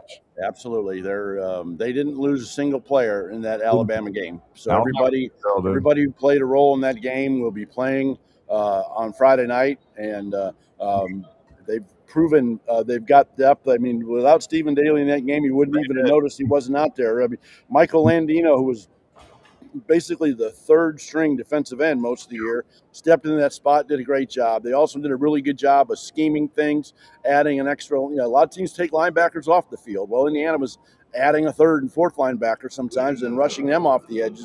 A lot of credit to Brian Haynes, the defensive coordinator. I thought he was very creative in that game. Didn't give Alabama nothing. Now, we talked about that last week, that I didn't think Alabama would be able to run the ball at all against that Indiana defense, and they could not. They could not get anything going in the run game. It forced Ty Simpson to scramble way more than he wanted to. And then, of course, he took that big, huge hit on the fumble and was never able to come back from the game. He got roughed up pretty good by that Indiana defense. And, I think the same thing will happen this week with Oregon. They had a real hard time running the ball against Indiana the first time. Now Jordan Davison, their really talented freshman running back, he's out. He he broke his clavicle in the Texas Tech game, and he was hoping to maybe find a way, but he's out. He was on their injury reports, not playing. And what's kind of weird too, guys, is they had two running backs kind of jump into the transfer portal, and they left. Now Davison's not playing, so they went from 5 running backs to 2, just like that, overnight on their roster. And they had a hard time running the ball the first time anyway. So I got a feeling Indiana's defense can really make them one-dimensional again. Tom Brew, kind enough to join us from the airport. Literally getting ready to head to Atlanta. Literally. Welcome to Indianapolis Airport, boys. This morning. Tom, I'm curious. I mean, look, we started believing in Indiana, I think, after they beat Oregon the first time. And then they go in the Big Ten championship game and they beat mighty Ohio State. But still the narrative was, it's just not going to – I don't know if they can – it seemed like the national narrative was this Indiana team is good, but until they prove it in the playoffs, I just don't know if we should buy Indiana. And they dominate Alabama the way they do. How much have you seen or have you felt the narrative change around this Indiana team after that Rose Bowl win? Well, here's the funny thing, guys. It's like there were a lot of people picking Alabama to win that game. A lot of people, and a lot of people on the national level. Now, obviously, where you guys are at, I would expect people to pick Alabama because they're Alabama fans. But there were a lot of people in the national news media that were picking Indiana to win or Alabama to win. And then sure enough, as soon as the game's over and Indiana literally kicks their ass, everybody's the narrative wasn't, wow, Indiana's great. The narrative was, yeah, we were right all along. Alabama's not that good. It's like, don't give Indiana any credit. Just all of a sudden go straight to Alabama's not that good. And so there's still that narrative will always apply. And it's certainly with the Oregon, especially, I think what's hurt, the Indiana narrative a little bit too is that Ohio State wound up losing to Miami. It's like now all of a sudden Indiana doesn't get any credit for beating Ohio State either, even though they were the number 1 ranked team in the country from week one on. Now all of a sudden Indiana doesn't get credit for that win either, and they need to continue to prove it. This season has been spectacular and unbelievable, and like Signetti talks about how it should be a movie. Well, I can tell you guys, I'll be the first to share with you. It's gonna be a book. I'm back in the book business now, guys, and the title of the book, Googled him. He won. It's a great story, but it's one of those things, man, they still got to write these final few chapters. It's a great story now, but they need to win 2 more games. They need to win the national championship. And especially now with Ohio State out, Georgia out, Texas Tech out. I mean, they're the number 1 seed. They're the favorite now. And they're favored to beat Oregon, and they're favored to beat whoever they play in Miami. And so now they need to close out the deal. And I think certainly they'll get respected then, although we still always have these whiners saying they're doing it with a bunch of 30-year-olds, which is not true. But there's nothing wrong with having a bunch of linemen who are 4th and 5th year guys. They're a bunch of older guys, but they're taking advantage of the system, but they should. A lot of people are doing this, not just Indiana. So you can't just say, well, Indiana's got a bunch of these older guys. I mean, Signetti's did what he needed to do. I have no problem. It's just like some of the Alabama fans that were complaining that they thought he was running up the score and stuff. I'm like, hell, if you can't stop the run, it's your fault. Exactly. That's all they were doing was running out the clock, and Alabama still couldn't tackle him. So. Yeah, and then in the last 2 minutes, all he did was take a knee. I saw nothing wrong with the way he coached the game. He dominated the game. And listening to Alabama fans crying about Indiana running up the store on him, it's just something I would have never, ever thought I'd ever hear in my 67 years on this planet. Yeah. I mean, that's what happens when you get your tails kicked. And, as our esteemed patriarch and an owner of 97.7 The Zone West Neighbor says, there's a paddle for every ass, and the paddle was Indiana. And exactly the way there is, man. Well, before we let you go, Tom, and I know you're fixing to fly out to Atlanta. Real quick, though, they got to change this calendar so you just worry about all this stuff after the season, and I think they will. But Kirk Signetti and the group already adding pieces for next year, including a big quarterback piece in Josh Hoover. Yes, absolutely. When they got back on campus, they had 13 portal guys in on campus, and Signetti had a meeting with all of them that morning and said, guys, we have a national championship game, semifinal game to prepare for, but I'm going to give you guys 4 hours of my undivided attention. But at 2:00, when I have to leave, I need you guys to say yes or no, because we don't have time to chase you tonight, tomorrow, or the next day. I need yeses today. And 9 of the 13 people who are on campus said yes, including Josh Hoover. They've got safety from Notre Dame, safety from Wisconsin, 2 pass rushers from Kansas State. I mean, they got the Miami tight end, a kid who's a freshman that he was the best high school player in Indiana last year. Went to Miami. He came back with 4 years of eligibility left. They cleaned up in that window, and they're not going to be done yet. And obviously they've got a lot of holes to fill, but they are set for 2026 to be competitive once again. And then in your mind, Indiana wins if. What have they got to do to beat Oregon again? Well, I think same game plan as it's been in the first Oregon game. As it's been against Ohio State and Alabama. Just stifle the run, force them to be one-dimensional, get Dante Moore on the run, and watch him make mistakes. And it worked very well the first time. And the defense drives this game. And I have full faith and confidence in Mendoza not making mistakes. And I love Indiana's running game. I think they'll dominate. I'm picking 27-13 Indiana. Well, Tom, we appreciate it. Let everybody know how to follow your coverage, man. Always. Twitter, Tom Brew Sports is the easiest way to find me there. I post every story that I write for Roundtable Sports there. I'm the national editor-in-chief there, so I do a lot of national stuff. But Indiana obviously has become a national story. So it's on our homepage. It's on our college football page. It's on our Indiana page. It's all right there. But every single story I write, I throw it on Twitter. So it's all right there to follow. Thank you, sir. We appreciate you. Get you a chili dog from the varsity. There you go. There you go. I will certainly look forward to a night out in Atlanta tonight. Then it's hard at work Thursday and Friday night. But yeah, look, I love my time in Atlanta. I always do, and got lots of good friends there. And I'm excited to spend 3.5 days in Atlanta. It'll be fun. Yes, sir. Thank awesome. you, Tom. Enjoy. Safe travels. Tom Brew, kind enough to join us from the Indianapolis airport. Literally, he was sitting there at the airport you can on video. Man. You can see it. It was awesome to see him just sit there at the airport. I mean, I'm hoping that I'm not a curse. I'm picking them. I'm picking them to beat Oregon's. You going with them? Yeah, I'm picking them. I think they're the best team in America. I mean, they're the best team I've seen. I mean, that I thought the best team Alabama had played up till they played Indiana was Georgia, and then Indiana. They just the way they dominated Bama and stupid ESPN. Just mercilessly. They're the best team I've seen, and Oregon's good. And then, I'll be honest. And I saw, I watched a lot of the Oregon game against Texas Tech. Yeah, I didn't realize that the injury, and so that injury in the backfield is really going to hamstring Oregon. And I like Indiana in this game. I just think. Right now, they're a team of destiny. I'm sorry. I just saw ESPN with their dumbass headlines on the bottom or whatever. Apparently, I guess it's a topic on Get Up this morning. Yeah. Just to tell you how kind of dumb sometimes they really are. Right. Should Cignetti consider the Raiders?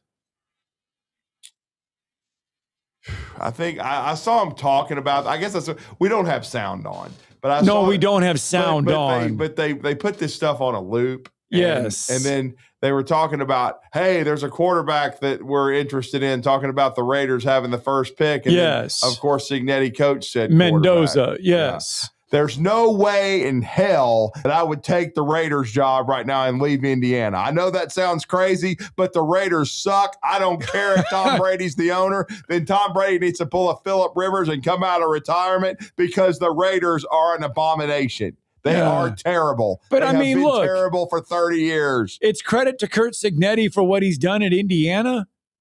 Yeah, of course. But I will say something that is 110% true. Every Mo, Larry, and Curly on that set 2 years ago did not know who Curt Cignetti was, and that he was even the coach at James Madison, and they did not know that he coached 4 or 5 years at Alabama for Nick Saban. None of them did without doing what Tom Brew is going to call his book, Google Me. They would have had to Google it because they're too damn dumb. 8:19 on a Wednesday morning. Let's get a break in, shall we? Talking Ball, 97.7 ESPN, The Zone.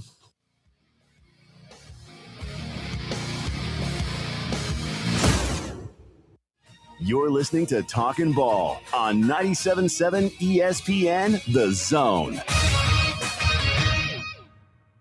The crimson and white jerseys. Front court to the rack and the plunge. The sound of a buzzer beater. Got it to go as the buzzer sounds. The Roll Tide chant from the crowd. It can only be Alabama basketball. Join the Alabama Crimson Tide right here on your home for Alabama basketball. Listen to Alabama basketball all season long on 97.7 ESPN The Zone. You invest in your customers with your heart, soul, and skill.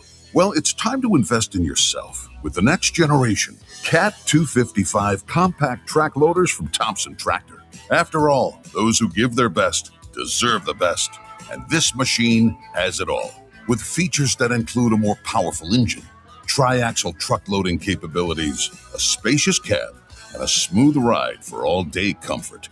Thompson Tractor knows how much value you place on your customer satisfaction. It's how you build your business. It's also how we build ours. Since 1957, hardworking folks like you have counted on Thompson to provide the absolute best lineup of equipment in the industry, all backed by a customer service and product support team that time and again have proven to be second to none. It's all about maintaining peak performance. Always has been, always will be. Visit ThompsonTractor.com for details. Thompson Tractor, we're here for you. Are you tired of chasing a roofing contractor to show up on time or even show up at all? I'm Sam Fleming with Fleming Roofing and Restoration. Our motto at Fleming Roofing is we show up. Our goal at Fleming Roofing is to provide the reliable customer service that you deserve, and we have the resources to meet all of your roofing needs: residential, commercial, industrial, replacement, or repairs. We are manufacturer certified for roof coatings, single-ply membranes, and asphalt shingles. Whenever you need a roofing professional you can count on, call Fleming Roofing and Restoration. We are committed to finding the solution that meets your needs. We don't have quotas or heavy-handed sales tactics. Fleming Roofing, we have expert experience. We show up. Free estimates. Residential, commercial, industrial, replacement, or repairs. Check us out at FlemingHSV.com. FlemingHSV.com. When you need a quick response, it's Fleming Roofing and Restoration. We show up. You'll love the expanded wine selection at Liquor Express. From special occasion to everyday table wines, they've got what you need. Meet your friends at the largest tap wall in Alabama with 105 rotating selections. Then take home a growler full of your favorite or choose from our 1,000 canned or bottled beers. Need help stocking your bar or planning your party? Liquor Express has a knowledgeable, professional in-house staff that can assist you with anything from your bar to the planning of your special event. Visit liquorexpress.net for tasting specials, giveaways, and classes. Attention, attention, may I have the camp's attention? Your home of the college football playoffs. Playoffs? Is 97.7 ESPN The Zone. Playoffs? Playoffs? Black hole sun, won't you come? Oh! That's what it was if you watched the Rose Bowl and you were from the Bama perspective. Just an ass whipping. It was. There's no excuses. It's called fire people and go get some offensive and defensive linemen worth 10 cents and hire coaches that can develop them, because the two guys at Bama right now are pathetic. Get them out the door. Freddie Roach and Coach Cap. Neither one of them's worth 10 damn cents. Now, Coach Cap did get himself, though. I mean, did you see that Alabama did pick up? I don't care. They picked up a lineman from Michigan. Whatever. Doesn't need to be getting coached by those clowns. Let's go out to the phone lines. Let's slip in Bama Bino real fast. I can guarantee you Bama Bino wants to change an offensive line coach. Guys, my reputation has exceeded me. You guessed it properly. Well, instead of being just cute like I do some, which I don't ever try to be cute, but sometimes I'm accusatory. Let's just be this simple.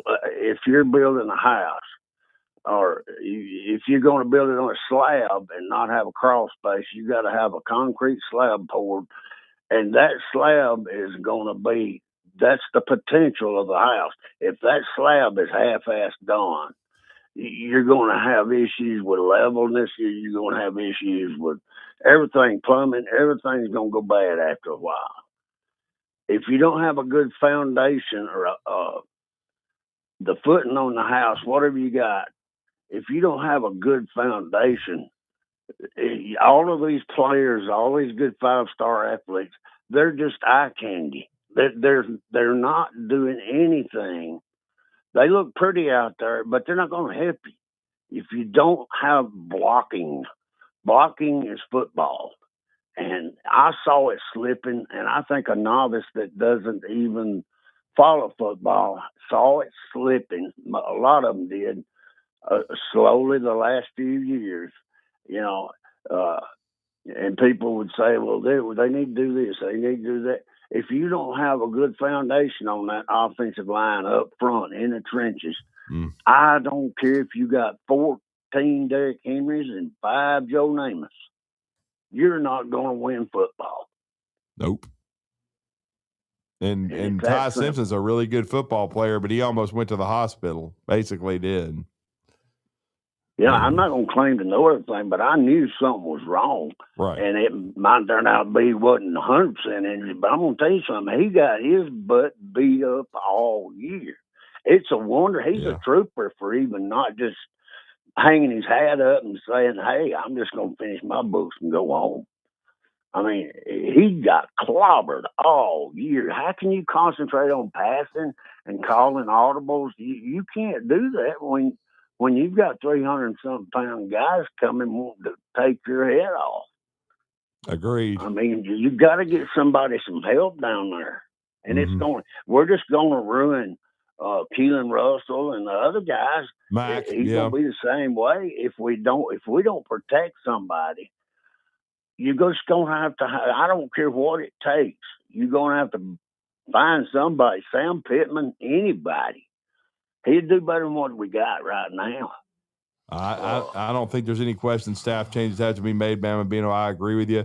And then again, as Scott was referring to, Alabama did add a couple of guys from the transfer portal yesterday. First, it was Caleb Woodson, the middle linebacker, big addition from Virginia Tech. They certainly needed an experienced guy.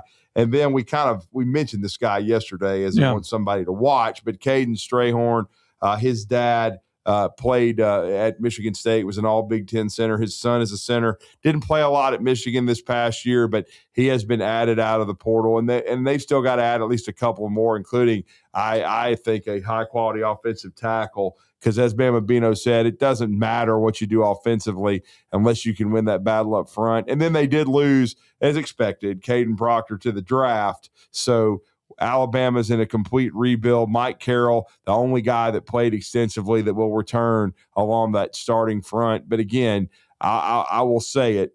The guys they've lost in the portal from an offensive line perspective, a lot of them I don't think were very good. But that's neither here nor there. Maybe wish them luck at their new spots, but it's on this coaching staff to go out and fill these holes and to make the proper adjustments if you're Kalen DeBoer to the staff, as you've said, Bama Bino, to get better.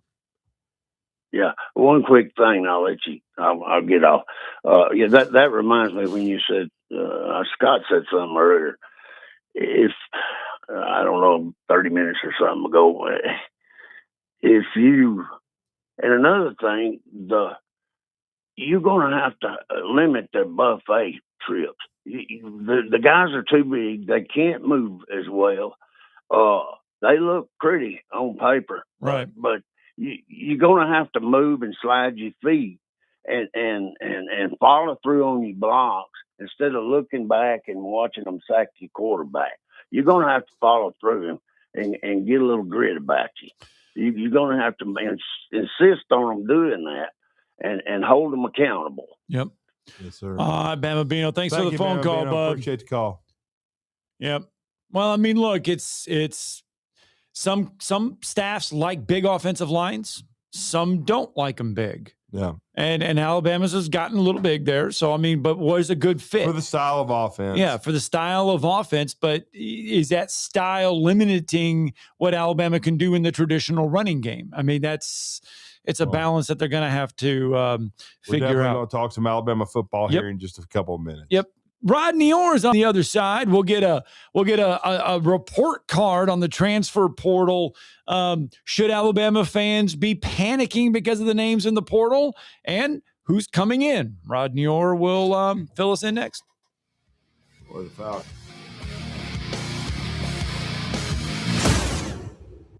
You're listening to Talkin' Ball on 97.7 ESPN The Zone.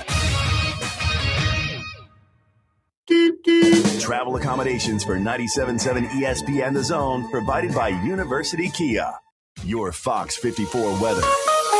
I'm Chief Meteorologist Jordan Dressman. A mostly sunny sky this afternoon. Temperatures climbing into the mid and upper 60s, dropping into the low and mid 50s as we head into the overnight early Thursday morning. A mostly cloudy overcast sky Thursday afternoon. Temperatures climbing into the upper 60s. A couple of folks could see the lower 70s. Small opportunity for rain. Better chance for showers and thunderstorms as we head into your Friday. Your Fox 54 weather. Only on 97.7 ESPN The Zone. Eagle Masonry and Installation. It's right there in the name. Eagle is your one-stop shop for block, stone, or brickwork, monument signs, and outdoor kitchens and fireplaces. Eagle also offers the finest craftsmanship and insulation, including fiberglass or spray foam insulation, and of course, insulation removal. Philip Love and his team have years of experience, bringing the region the best in masonry and insulation services. For more information and a quote, visit insulatewitheagle.com or call 256-755-1556. Eagle saves you time. Eagle saves you money. Specializing in simple and affordable rentals, McCurry Van and Car Rental can make sure you have just the right vehicle for your next family vacation, weekend getaway, or if you just need transportation while your vehicle is being repaired. McCurry carries Ford Transit vans and Mercedes Sprinter vans, trucks and work vans, and more. And they offer discounted rental rates for long-term rentals. Now with 4 locations: Athens, Muscle Shoals, Coleman, and Huntsville. Log on McCurryRentals.com to make your reservation now. That's McCurryRentals.com. Need tough equipment you can count on? Christopher Equipment has you covered. Whether it's air compressors, trenchers, bucket lifts, concrete tools, generators, skid steers, and more. Serving you with locations in Tullahoma, Shelbyville, Manchester, Fayetteville, and Hazel Green. Christopher Equipment. From job site to backyard, rent or buy, Christopher Equipment delivers the tools you need when you need them. Call 931-455-3900 or visit christopher.equipment today. Christopher Equipment, powering your project.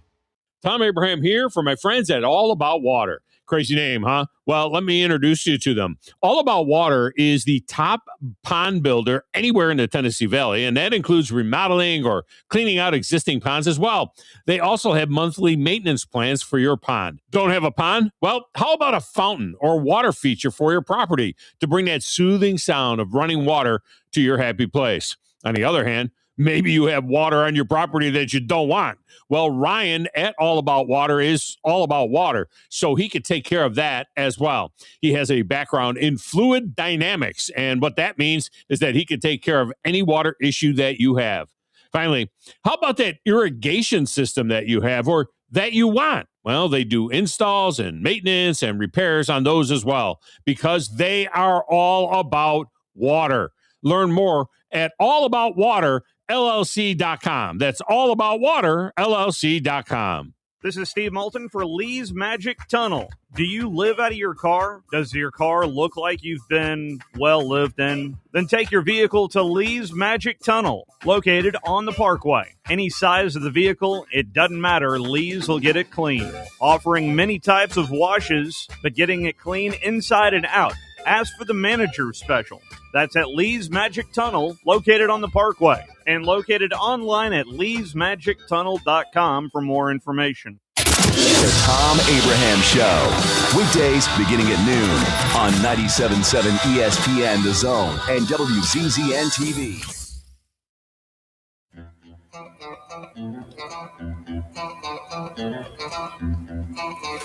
Welcome back.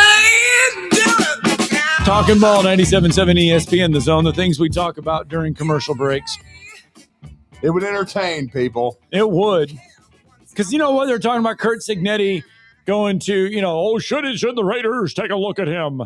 And it's like, okay, remember we had Alabama fans call us and say, wow, I would have taken Curt Cignetti over Kalen DeBoer. We had Michigan fans call wanting Curt Cignetti. But the problem is before State. Curt Cignetti took over at Indiana, if Curt Cignetti had taken the Alabama job before this Indiana success, Alabama fans would have been like, I don't want this guy. I don't care if he coached under Saban. I don't care if he coached under Saban. I want Lane. He hasn't done anything. He hasn't coached Lane in the Kiffin SEC. has a dog named Juice. He hasn't done anything. I don't want Lane him. Kiffin ain't got no dog named Juice. Lane Kiffin ain't got no dog. Anyway, a lot of Alabama football conversation going right now because the portal is open. I think it was 17 players for Alabama gone into the portal. Lineman. Yeah, needing some linemen, getting some linemen. Where does Alabama fans stand? Should Alabama fans be nervous, worried with all these names going in the portal? Okay, I'm going to calm myself down because the next guest is going to be the voice of reason. That's why we're going to him. That's why we're going to him. He's got to talk some people off the ledge. The founder and owner of TiderInsider.com. Since 1996, your preeminent source for Alabama football, recruiting, and, of course, just Crimson Tide athletics information. And that is Rodney Orr. And we hope he had a Merry Christmas. We wish him a Happy New Year and a continued speedy recovery from this horrendous flu that's been going around. Rodney, good morning. Drew, I appreciate it. I hope you and Scott are doing well this morning. Well, Rodney, I know your board has been very active. I tried to go there after the Rose Bowl. You warned me. I will give you that.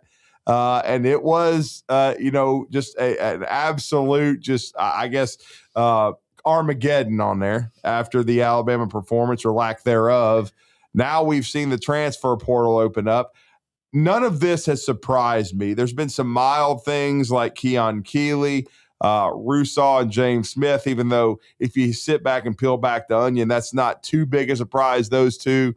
But your thoughts on what's transpired, since the Rose Bowl? Well, no, I think you're right. I think it's pretty much as expected. I mean, I hate that Keon Keeley's leaving. I thought he had a ton of potential out there at the defensive end spot. I thought he could be a fantastic pass rusher. Again, he was continuing to make that transition from an outside linebacker that he was in high school. But it looks like now he's going to visit Notre Dame, I guess, today. Mm-hmm. So it sounds like maybe, and again, that's the school he's originally committed to. Don't forget that. He was committed to them basically, about a year. So, that I'm not going to say that necessarily surprised me, but it was something that I really wish Keon would have stuck around. And then the other two, Smith and Rousseau, James Smith was, he's a flash player. I mean, he made some plays. You saw his potential. It's just down in and down out. You just didn't get it from James. But, certainly when you have a defensive lineman of his potential, just to me, just my opinion, I think you want to keep him. Whether they did or not is another story, but I think you want to keep that guy. Rousseau, again, he dealt with some injuries this year, but it is what it is. Now you have to go in the portal. You have to find some guys. They have done a good job here, I think, starting off with some of the guys they picked up. I mean, obviously, I thought Hollywood Smothers, the running back from North Carolina State, that was a need. You need an experienced running back that's got some production. Caleb Woodson yesterday committed the linebacker who was originally a safety at Virginia Tech. He had a really productive last 2 years. He's had about 130 tackles just in the last 2 seasons. So at 6'3", 230, he's a good-looking player. And then of course, you got Strayhorn last night. Caden Strayhorn, the offensive lineman, interior offensive lineman, young player. He's a 2025 signee at Michigan. I know they were really high on as an interior player. So I thought that was a really big pickup. Of course, Josh Ford, the tight end, he looks like another good one from Oklahoma State. And now moving forward, you've got some other guys, obviously, that you're in the mix with. And I think, again, I think the bottom line is you got to get more offensive linemen. You got to get some defensive linemen. I would like to see another inside backer. I think that would be good. And you're going to need some receiver help. I mean, because you lost so many numbers. And I know Cam Coleman's name keeps coming up. But so, right now, I think Alabama's just in position. Just have to see how it plays out. Well, Rodney, you mentioned you need offensive linemen, defensive linemen. How many or what's the number do you think Alabama should look for as far as numbers along that offensive line? Well, most staffs like to have at least 15 on scholarship, 15 offensive linemen. Alabama, of course, has, I have about 5 or 6. I think there's a couple of offensive linemen, maybe one for sure, that I don't see is a contributor here. So let's say you got 5 offensive linemen that really appear to have some potential. I know, obviously, Michael Carroll has a ton of potential. He started Jackson Lloyd and some of the other young guys that they have. Of course, William Sanders is back too. I like William Sanders at guard. So you've got 5 that you signed, and I'm not really sure, what you can expect from those guys coming in, but that would be 10. So I really think you have to sign at least 4. I mean, that would put you at 14. Maybe you sign another one, 15, if you can get 5, but you have to get your numbers up. And so if you can sign 4 guys that are capable, of course, Strayhorn's one, and you're in the mix with some others.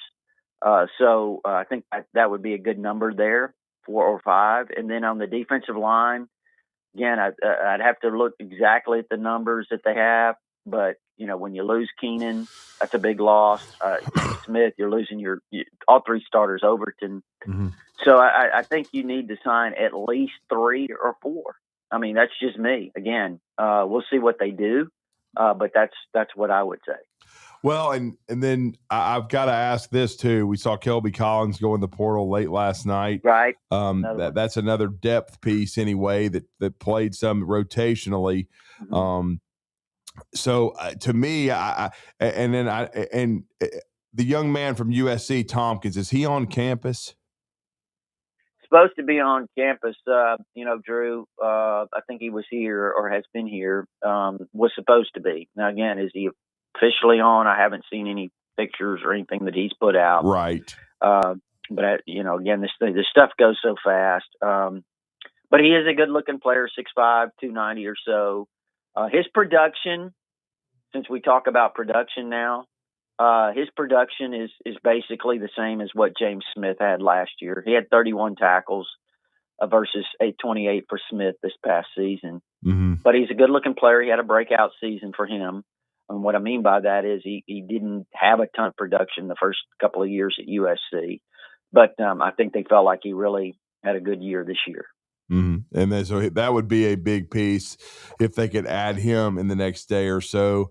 And then you mentioned Cam Coleman. I know there was reports last night that he could be coming in either Tuesday or today.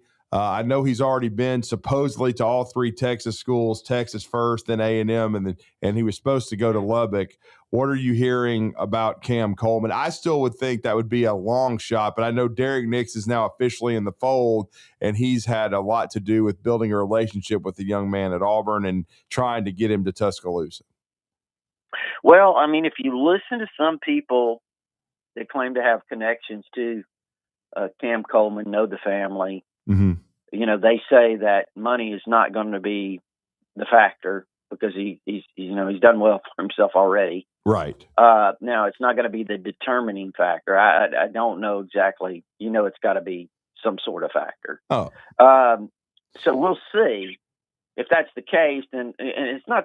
Listen, a lot of people say, well, Alabama's just too poor. They're not. Alabama's one of the top 7 NIL programs in the country, according to most of the statistics that we've seen.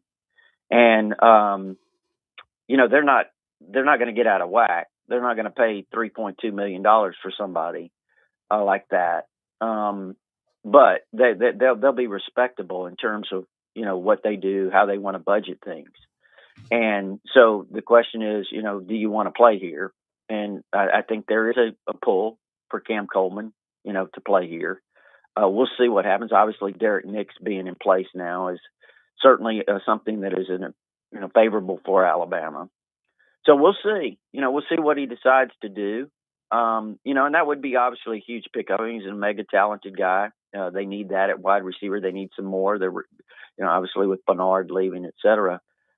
So that. But I also think too, he would be one to watch. I think Jacarius Peak, the offensive tackle from NC State. I don't know if he's lined up anything yet, but he was a teammate of Hollywood Smothers, the running back that just committed from NC State.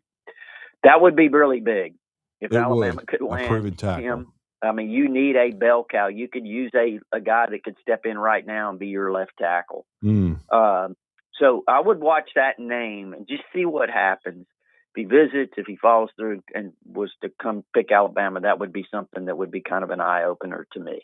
Rodney Orr, kind enough to join us on the Neighbors Wealth Management Hotline. Rodney, how close has Alabama come to that 105 scholarship mark, do you think? I don't really know. I guess it depends. I think that, a lot of schools. It's a decision to make for schools financially. It's a budget. I mean, the more guys you bring on, the more that you pay, unless you just tell them, hey, we're going to give you a scholarship and that's it, which there are some guys like that. And I think, there's a freshman offensive lineman, just as an example, because he publicized it, Bear Fretwell, who's a good-looking prospect, actually. I know he got injured in this all-star game that he played in, but, he's a guy that just he came here because he wants to be a part of it and be developed here without any NIL. I mean, he publicized that. So there are some guys that do. But, again, the guys that you pay, you have to be, careful, obviously. I think there's some schools that, their numbers of paying players are probably going to be under 75 or 75 or less, just simply because budget. I mean, you can pay more guys. You can pay them more money. You can attract more top players, I think. Again, I'm not saying that's every school. I mean, there's some schools out there that are slinging it around, whether that's Texas or Texas Tech, or they seem to have an endless pool of money. And Michigan would probably be another one, but there's others. But, Alabama is going to be fairly conservative in how they follow their budget. And we're talking to Rodney Orr, TiderInsider.com. Now, we've already seen, as expected, Caden Proctor and Parker Brailsford. I was informed they were very likely to turn pro. They have. Now the situation with Ty Simpson has to play itself out. And then you still have Keelan Russell and Austin Mack on the squad. They have not entered the transfer portal. I know Alabama would very much like to keep them. Your thoughts on the quarterback situation right now at Alabama, Rodney? Well, I think, again, I don't know what Ty's going to do. Mm-hmm. I've heard speculation about Tennessee. I've heard Miami may have an offer on the table. Oregon's name has been thrown out there. And again, these things change so fast. I heard Tennessee, the Arizona State quarterback's going to be at Tennessee today. Wow. So, I mean, things just change really fast in this thing. So, we'll see what happens with Ty. Again, I think he's probably waiting for sure to see, what are the general managers, what's their feedback in terms of his position in the draft. If he's a first-round pick, and I think if he gets assurances of that, then I don't think there's much question that Ty would probably go ahead and take the NFL route. So we'll see. But now, as far as him coming back, again, that's going to be a decision he's going to have to make. Kalen DeBoer, how they feel about it. I mean, I do think that they've made him an offer to come back if he wanted to come back. But I also think, you're walking a tightrope here because I do think that you have a freshman sensation, a guy that they feel like can be a potential superstar, in Keelan Russell. Is he going to wait another year? Would he wait another year? So I think that's a real tightrope there. Would not surprise me though. And again, this is just my guess. If you're asking me for a personal opinion, I would think that Ty probably, if not the NFL, maybe he does look at another opportunity. We'll see. Well, and then Bray Hubbard, Keon Sabb, there's still some guys that have to, and Isaiah Horton, those would be three big pieces for Alabama to try to get back. Yeah, I mean, I think, I guess it depends on where they feel like if they've got a chance to enhance their stock. Of course, now being paid in college, it may be a situation where you say, well, if I go and I get drafted in X round versus come back, I can make more money in college, which is sounds crazy, but it's true. I mean, for a lot of these guys, depending on their draft stock. So, yeah, those guys certainly would be, that's going to be interesting to see what they decide to do. Mm-hmm. Yeah, it really is. And then as far as coaching staff now, as we're wrapping it up with you, I know if I had $1, and I know you've probably been asked on your board via text message, phone call, other radio hits that like you're doing with us about the coaching staff. I know the portal is the focus right now until it closes on the 16th. I just can't see this coaching. We already seen two depart. Jamarcus Shepard, head coach, Oregon State, Nick Sheridan, QBOC at Michigan State. But I've got to believe there's going to be more coaching changes. Your thoughts on that? Well, I mean, there's certainly been a ton of speculation about that. I guess it would mostly be on the offensive side. I don't know. Defensively, there's not a lot of griping going on right now. But, there certainly has been, let's just be honest. I mean, a lot of people have called out Coach Cap on the offensive line. Right. And again, to be clear, I'm not suggesting he needs to go. We're just kind of, this is based on the speculation and the griping that we hear, which I'm sure you probably do too. Yes, sir. On your end there with your show. So, he's a name that keeps coming up as potentially a guy to watch in terms of a change. I know there's been some talk about Robert Gillespie at running back. That's a name that's come up a lot. But I don't know. I have heard too, and I haven't heard anything in the last 24 hours, but a couple of days ago, I did hear that, Oklahoma might have an interest in Brian Ellis, tight ends coach. Apparently he and Arbuckle, the offensive coordinator there at Oklahoma, had coached together in the past. Mm-hmm. I think it was at Western Kentucky. And somebody brought his name up to me as a guy that maybe could potentially find another spot.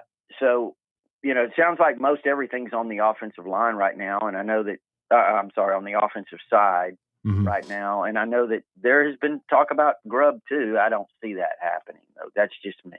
Well, great stuff, Rodney. Again, and I hope, as you said, I know you're getting back to 100%. I know it got me for about a month, but we appreciate you for joining us.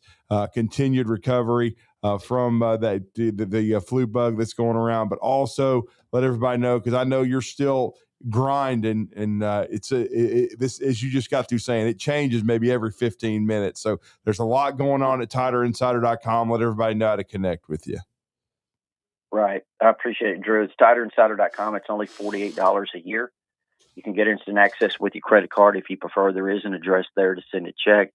And that gives you all our premium information, but also, well, most of what we're doing right now is just back and forth on our All Sports Forum. That's our community of Alabama fans. I mean, it's a ton of exchange right there, right now on TighterInsider.com. Thank you, Rodney. Thanks, Rodney.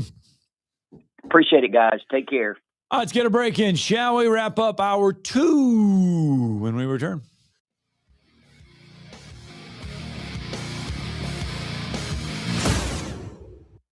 You're listening to Talkin' Ball on 97.7 ESPN, The Zone.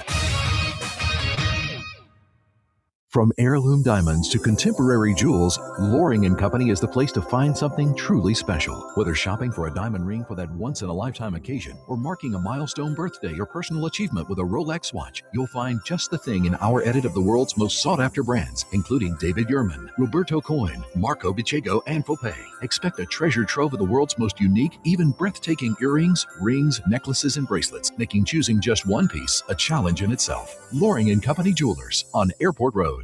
Is your financial advisor offering you up to a 30% upfront bonus? Or are they promising you up to 10% growth per year, all for your retirement income? If not, then you need to come to Trajan Wealth. I'm Jeff Jr., founder of Trajan Wealth. If you have a plan to retire within the next 10 years, don't wait only to find out it's too late. I've seen hardworking folks like you retire only to be required to go back to work, all because their advisor told them guarantees like these were too good to be true. They're not. That's up to $30,000 upfront or up to $10,000 per year on $100,000, all guaranteed for retirement income. Don't keep working when you're supposed to be retired, and don't let any financial advisor tell you it's too good to be true. Call Trajan today. 256-202-4200. That's 256-202-4200. Annuities, non-advisory products. DBA Trajan Wealth Insurance Solutions. Additional disclosures at TrajanWealth.com.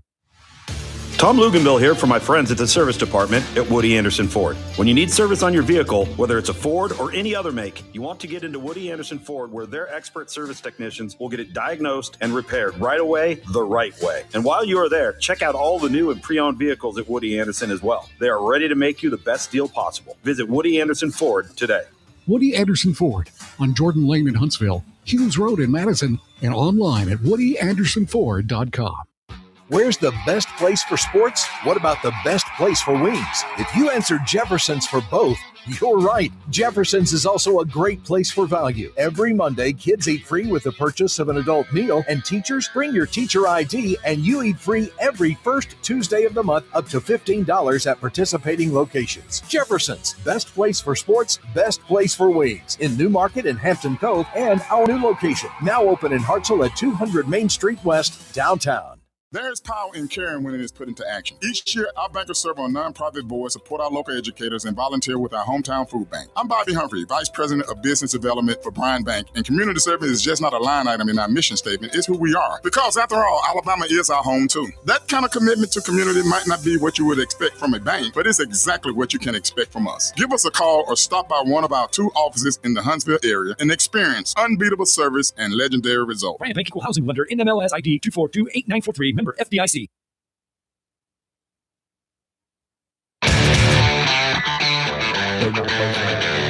They're back. We're back. Hour 2 is done. Folks, we're not done. We got 60 more minutes left to go.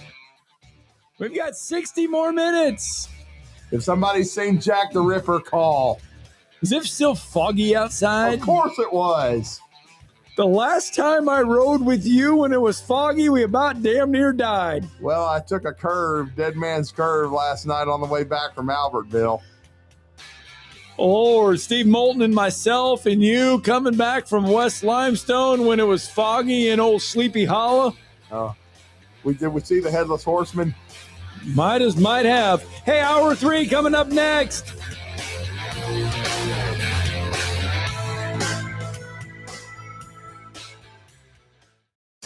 Tide fans. Here comes the Tide. Let's roll. At one for the win.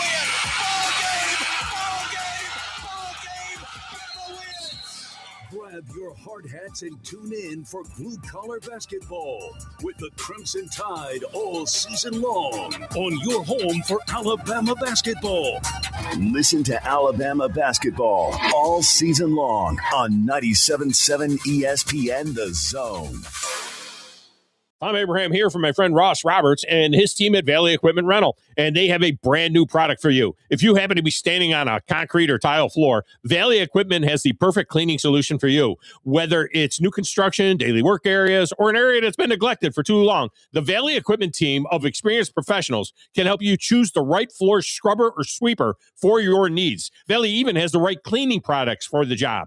Call Valley Equipment Rental today to learn more. Make a clean sweep with Valley Equipment Rental. The company is Eagle Masonry and Insulation, but did you know they're also Eagle Landscaping and Dirt Work? Eagle can take care of all your landscaping needs, including irrigation, sod work, and planting, both plants and trees. On the dirt work side, Eagle can grade and build your pads, haul dirt in or out, and even do erosion control. Philip Love and his team can do it all for you. The website is the same, insulatewitheagle.com, as is the phone number, 256-755-1556. Give them a call and see what Eagle can do for you.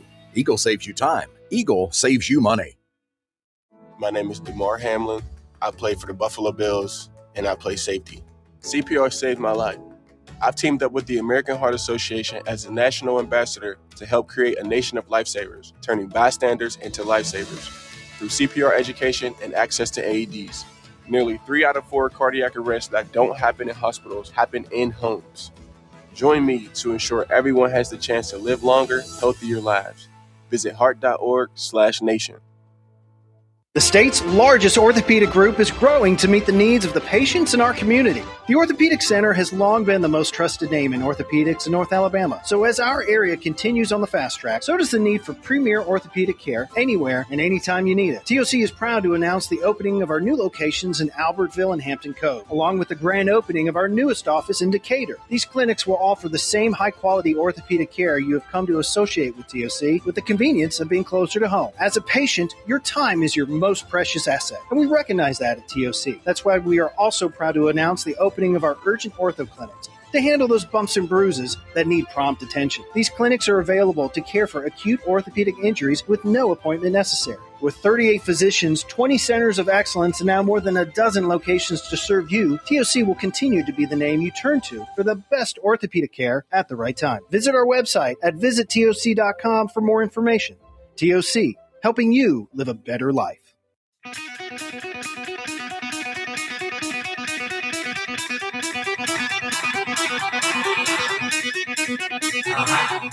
Welcome to Talkin' Ball with Scott Tyson and Drew DeArmond. Call into the Neighbors Wealth Management Hotline now, 256-576-4977. That's 256-576-4977. Now, here's Scott and Drew. Hour 3 is upon us. University Hyundai in Decatur. We want to see you drive away in a Hyundai. Yeah. Kicking off hour number 3, our good friends over there. Make sure you go over there and get you in a Hyundai. In case you have not heard, coming up tonight on 97.7 ESPN The Zone, 13th ranked Alabama travels to Nashville, going to take on 11th ranked Vanderbilt inside Memorial Coliseum.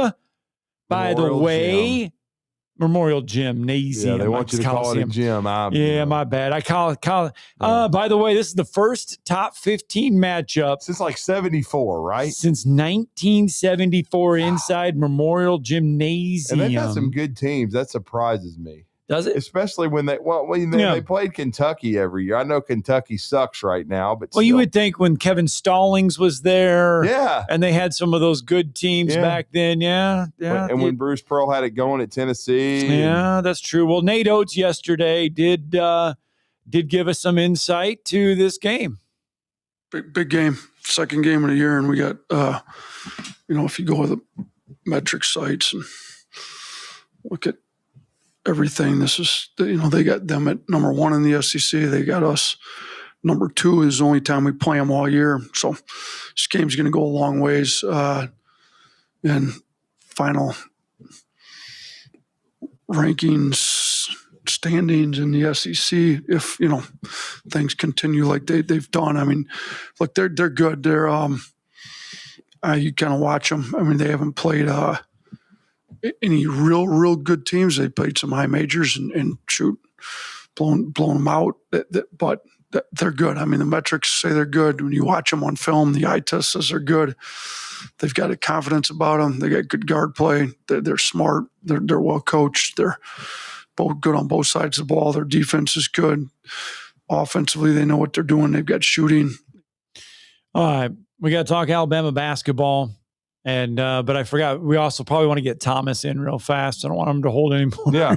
Good morning. We'll get back to the band. Oh, no, Thomas is not there anymore. Oh, whoops. Anyway, so call back, Thomas. Yeah, it used to be when Alabama traveled to Memorial Gymnasium, used to be that this was a shop of horrors for the Crimson Tide. I mean, it literally was. Nate Oates comes in and kind of flips that script a little bit. Alabama has some success there in the Music City. Part of that was Mark Byington. He's done a remarkable job, but excuse me. It was Kevin Stallings, kind of his tenure running its course.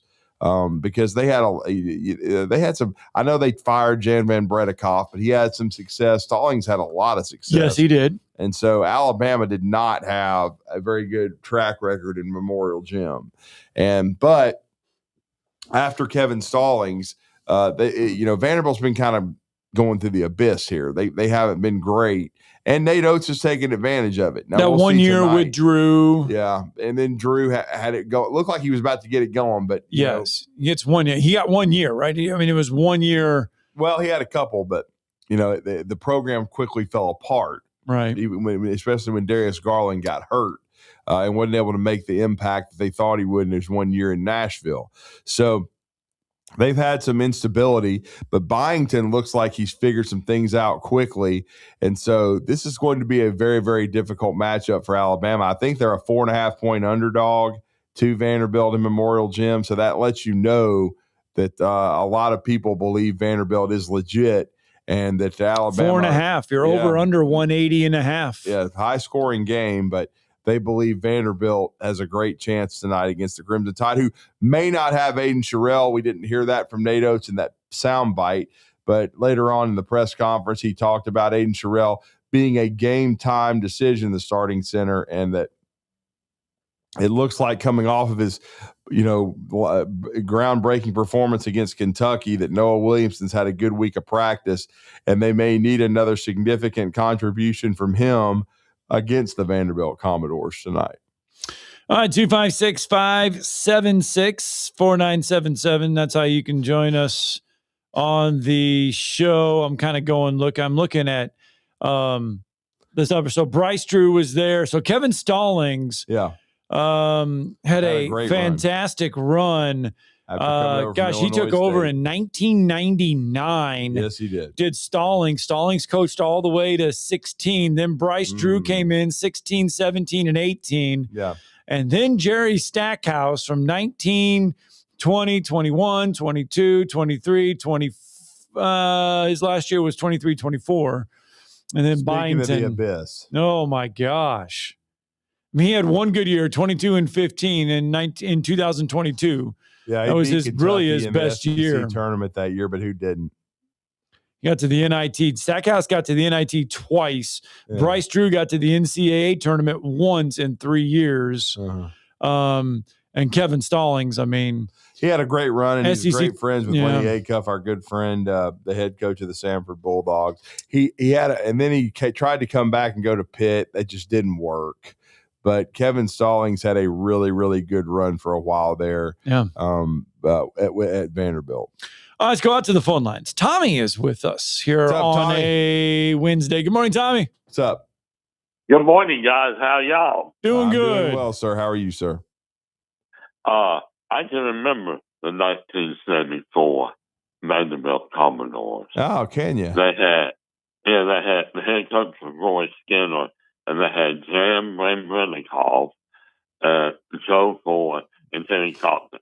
They beat Alabama twice that year, like by a bucket. In Tuscaloosa and up there in Nashville. And back then, the NCAA tournament was only like 32 teams. Right. Wow. And Alabama didn't make it. Yeah, But that's right. it was a heartbreaking game here in Coliseum. Terry Compton got the last bucket. I mean, it was wide open. They missed him somehow. But, yeah, I remember those Vanderbilt teams. Yeah, and Vanderbilt Coliseum, or gym, whatever you want to call it, is a nightmare. I think there's only 3 gyms like that left. Yeah. Right. That play And that is where the opposing, or that is where both benches are not along the side. Yeah, both benches are underneath the baskets on the ends of the floor. So it's a little bit different. Mm-hmm. Yeah, but it's unique, but it makes college basketball interesting. I mean, because I remember everybody saying, "Oh, we got to go to Vanderbilt to that crazy little gym." So yeah. Yeah, I'm looking forward to the game tonight. Good luck tonight to the guys, and Road Tide. Thanks for taking my call. Thank you for the thanks, Tommy. intel there. Yeah. That's good stuff from 74. Yeah, and he jarred my memory. I do remember that where Vanderbilt, and at that time too, Tennessee was good. The Ernie and Bernie show. 73-74, Vanderbilt won the SEC. Yeah, they were they SEC were good. champions and the NCAA Sweet 16 that year. Mm-hmm. 23-5. They were good. Yeah. And, in Tennessee had some good teams in the 70s, not to mention Kentucky and Alabama. The SEC was really good in those days as well. Remember how? Oh, wow. Eddie Fogler. Yeah. Eddie Fogler from 1989 all the way up to 92, 93. Eddie Fogler coaching the Commodores. Yeah, but then he left for South Kakalaki. Yeah. Pissed a lot of people off. He Lane Kiffined it. 256-576-4977. That's the number to the phone lines. But again, that's coming up tonight. 97.7 ESPN The Zone. We'll have the game for you. 8 o'clock tip. Alabama, Vanderbilt. Vanderbilt, again, 4.5-point favorite up there in the Music City. Other games around the league tonight. Kentucky at 9-5 welcomes 11-3 Missouri. Kentucky's got to have this game or the rest of their season's in the toilet. Kentucky's a favorite in this ball game. Do you want to take a guess by how much? 4. No, 12.5. Dang. Never would have thought that as poorly as they've played. Exactly. They need the dub, though. Missouri's not bad. Missouri's 11-3. Yeah, they beat Florida at home by a bucket. And before Florida laid waste to the Georgia, I don't want to guard dogs. What if Missouri wins that ball game tonight? Good Lord. What if they win it? Kentucky Sports Radio will be it will be rubble. What's the narrative around Mark Pope if Missouri goes into Kentucky tonight, into Lexington? What's the narrative around Mark Pope? They would fall to 9-6. They'd be 0-2 in SEC play. Tick, tick, tick. Are you renting? Oh, you got to be. You're not. You wouldn't. There's no way you buy Mark Pope if they do that, right? Kentucky fans love Pope for the team he played on, and him being a Wildcat, but losing in Kentucky is unacceptable, and especially the way they've lost at times and how they've looked inept. Right. And I'm just telling you, there's been a lot of conversation about Kalen DeBoer, but there's been even more about Mark Pope. I mean, good grief. I mean, he needs to get this thing turned around quick. They need to beat Mizzou. If they can't handle Dennis Gates in Missouri, then Mark Pope, he may be coaching the Utah Utes in a couple of years if they have an opening, and then just go back to the state of Utah where he had success at BYU. He has a little stretch here to kind of, I guess you could say, right the ship, maybe calm the waters a little bit more. After tonight, it's Mississippi State, LSU, and then a date with Tennessee at Tennessee on the 17th. And then it's Texas, Ole Miss, Vanderbilt, and Arkansas. He does have a little bit of time. He has a few games there where he can calm the waters. He can get some wins. He can kind of right the ship a little bit. But if he loses tonight and then goes to Tennessee and drops a bad one there against a rival, I'm telling you. Needs to get this one done tonight. No I'm about question. firing people. And then the other games tonight around the league, Mississippi State going to host Oklahoma. Yeah. Chance for the Bulldogs to get to 2-0 and early. I mean, I say early in conference play.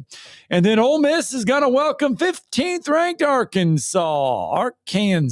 They got Darius Acuff. They got some good young freshmen. They were Calipari got, and I've already said they're going to get their ass beat at Auburn. So they need to get this one this week if they don't want to go 0-2. Arkansas is a 3.5 road point favorite in that one. Mississippi State is a 1.5 dog at home to Oklahoma. So there you go. Porter Mosier. That is your SEC schedule for tonight. If you want top 25 basketball, is there any intriguing matchups tonight outside of Vanderbilt and Alabama? No, not at all. Purdue's going to host Washington. Iowa State's going to travel to Baylor. UConn's going to host Providence. I mean, Iowa State, Baylor's somewhat intriguing. See how much the G League guy plays. Oh, that's right. He played the other day, and as Nate Oates said in the press conference, he was all right. He didn't look great. Because they asked Nate about attacking Europe or even the G League. Yeah. If you need an extra body. And he said, well, he's like, right, for now, we're punishing the American kids, especially. And he goes, and these guys that play in the Euro League make a lot more money than G League guys do. But he did admit that going forward, if this is the system we're going to have, that it could be an avenue you have to explore. So. 9:14. I almost said 8:14. 9:14 on a Wednesday morning. Coming up at the bottom of the hour, Scott Docterman, athletic college football reporter, national reporter, is going to join us. And we'll talk some more college football semifinals. But let's get a break in. 256-576-4977. You can join us on the phone lines coming out of the break.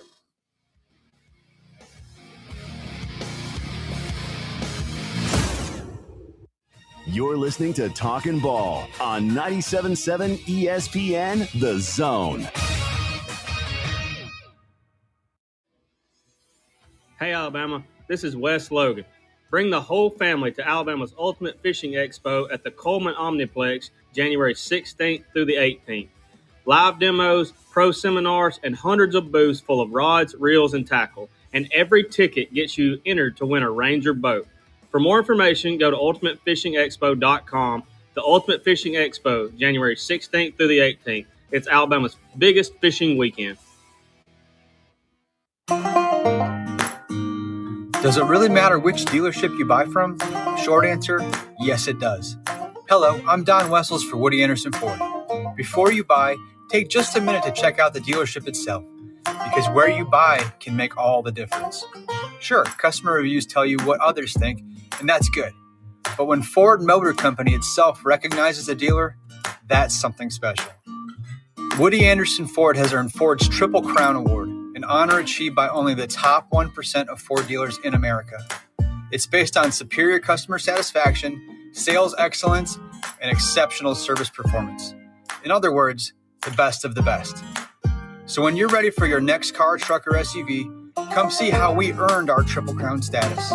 Superior service, sales excellence, over-the-top delivery. That's Woody Anderson Ford. And we hope to see you soon. SportsMed is the official team physicians of the Rocket City Trash Pandas. And if the pros trust SportsMed, you can too. SportsMed provides every service you might need for complete orthopedic care, specializing in orthopedic surgery, sports medicine, joint replacement, spine surgery, neurosurgery, and podiatry. And they offer their own brace shop, in-house full-body MRI, physical therapy, walk-in clinic, and so much more. 4 locations and on the web at sportsmedalabama.com. You invest in your customers with your heart, soul, and skill. Well, it's time to invest in yourself with the next generation Cat 255 compact track loaders from Thompson Tractor. After all, those who give their best deserve the best. And this machine has it all, with features that include a more powerful engine, tri-axle truck loading capabilities, a spacious cab, and a smooth ride for all-day comfort. Thompson Tractor knows how much value you place on your customer satisfaction. It's how you build your business. It's also how we build ours. Since 1957, hardworking folks like you have counted on Thompson to provide the absolute best lineup of equipment in the industry, all backed by a customer service and product support team that time and again have proven to be second to none. It's all about maintaining peak performance. Always has been, always will be. Visit ThompsonTractor.com for details. Thompson Tractor, we're here for you. Talkin' Ball with Scott Tyson and Drew DeArmond. Weekday mornings beginning at 7 a.m. only on 97.7 ESPN and the 97.7 ESPN The Zone app. Generals gathered in their masses, just like witches. Welcome back, 9:18 on a Wednesday morning. Look, there's a lot of quarterbacks in the transfer portal right now, right? A lot of them. There's over 4,000 players in the transfer portal. One of those quarterbacks is DJ Lagway. Yep. Right? He visited Florida State, then was supposed to be in Charlottesville, Virginia. Now I think he's going to Baylor to visit. Visiting Baylor. Well, you know, his former new head coach, John Summerall. I'm talking about how would you, his former team's new head coach. John Summerall met with Lagway and said, get lost. Well, John Summerall, our good friend, did pop up and went into depth on that meeting with DJ Lagway. I can't wait to hear this. Here is how John Summerall says it all went down at Florida. And talking about the future, how was that meeting? And looking back now and looking forward, how do you sort of feel about the whole situation? I love DJ. I think DJ's a tremendous young man. Like the time I got to spend with him and the research and homework I did on him, nobody would ever say DJ Lagway, not a good person. Everybody's like, man, great person. All right. Obviously a talented football player. Like you've seen his good has been really good. I've watched it with my own 2 eyes. Think the world of him. You know, when I met with DJ, I just say, look, man, this culture is to be built on toughness and love of football. If you fit that, great. If you don't, then that's not going to be good. I said, let's talk through what this is going to look like moving forward. Would love to have you stay here if you're comfortable with some ground rules that are laid out. And it was his decision to leave. He was not forced out of here by any stretch of the imagination. I'm for him being successful wherever he goes next, unless we play against him at some point, right? Yeah. But I'm for DJ. I've had players I've coached that have left me. Darian Mensah was my quarterback at Tulane. Pretty good one. 2024. I hope Darian Mensah has great success his entire career, unless I coach against him and I want him to lose. All right. We did that last year. We played against Darian. You know what he did? He lost. All right. So I'm for everybody that I've been around. I'm not against guys. I hope DJ ends up in a great situation and he can be extremely successful and have a great career. I hate that it didn't work out here. I would have loved to have had the opportunity to coach him. He just felt like maybe it wasn't the right fit. And there you go. In other words, he's soft next. Basically, he said, look, I laid out the ground rules. I laid out what the expectations basically are. And DJ didn't want any part of it. Wants to go to Virginia. Wants to go to Baylor. Yeah.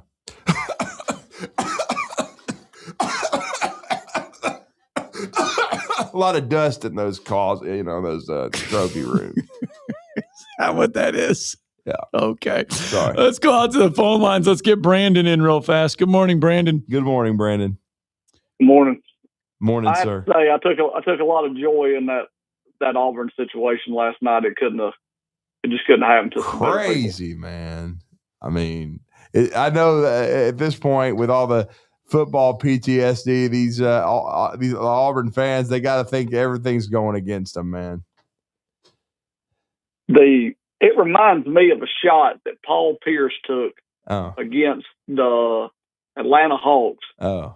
And I want to say it was during that 20-game win streak when LeBron beat our brains out twice in a row in the Eastern Conference Finals.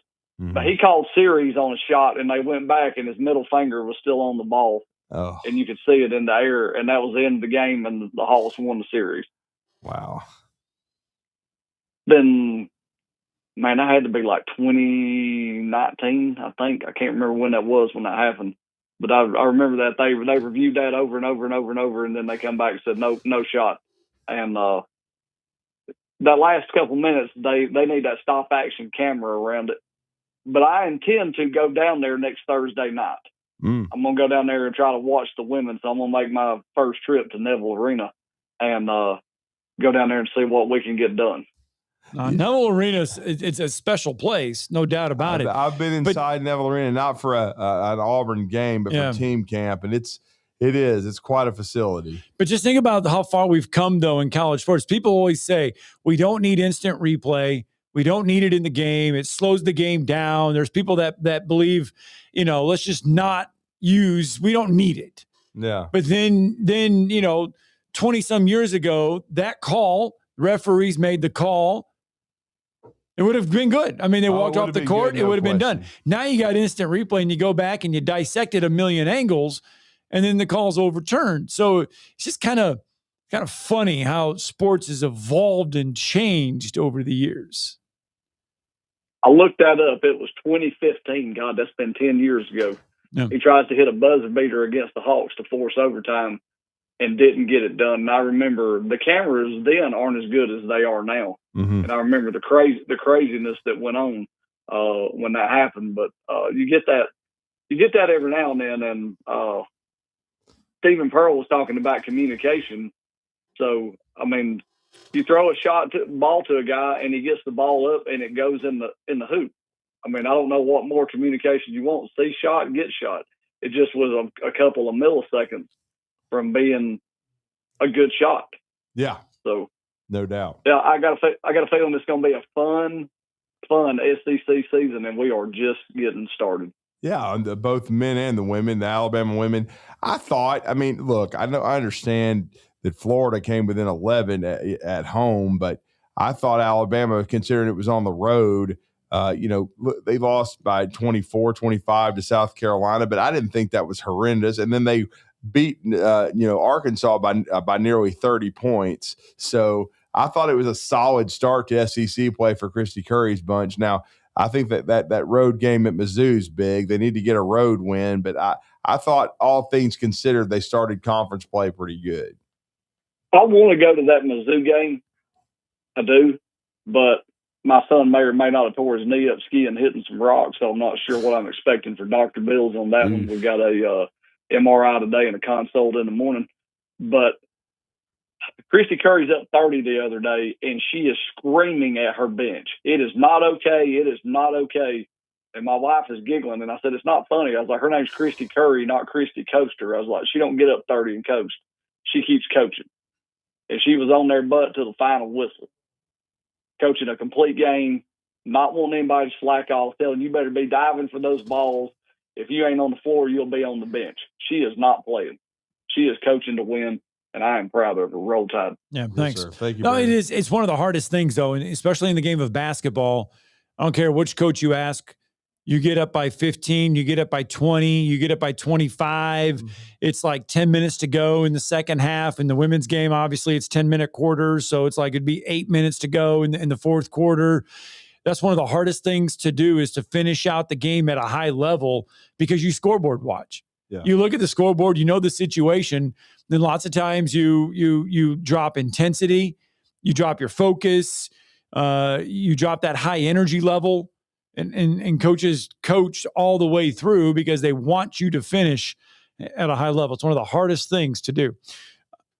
And Alabama, they've got a tough one coming up on Thursday. Brandon was talking about that. They play the number 6 Kentucky Wildcats. The Lady Cats coming to Coleman Coliseum, so that's going to be a battle of 15-1 teams. But Kentucky really playing well right now. All right, 9:26. Let's say we get a break in, shall we? When we come back, Scott Docterman will join us on the other side. Get his thoughts on the college football semifinals.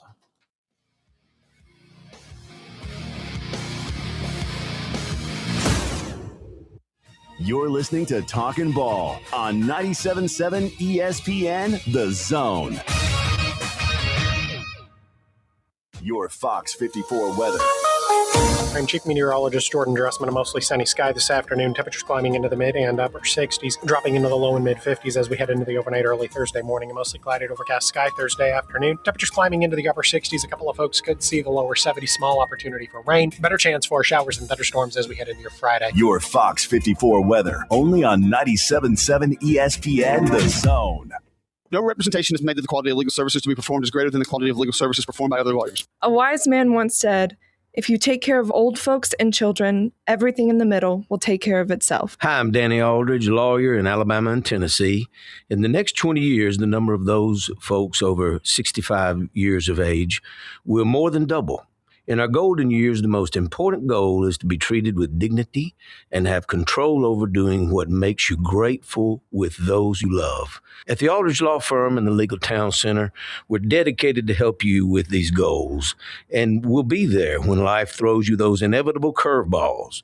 Let us assist you with your legal needs, whatever they may be or become. You may reach us by phone at 256-534-3188 or online with Dan at danaldridgelaw.com. Just remember, we're here to help.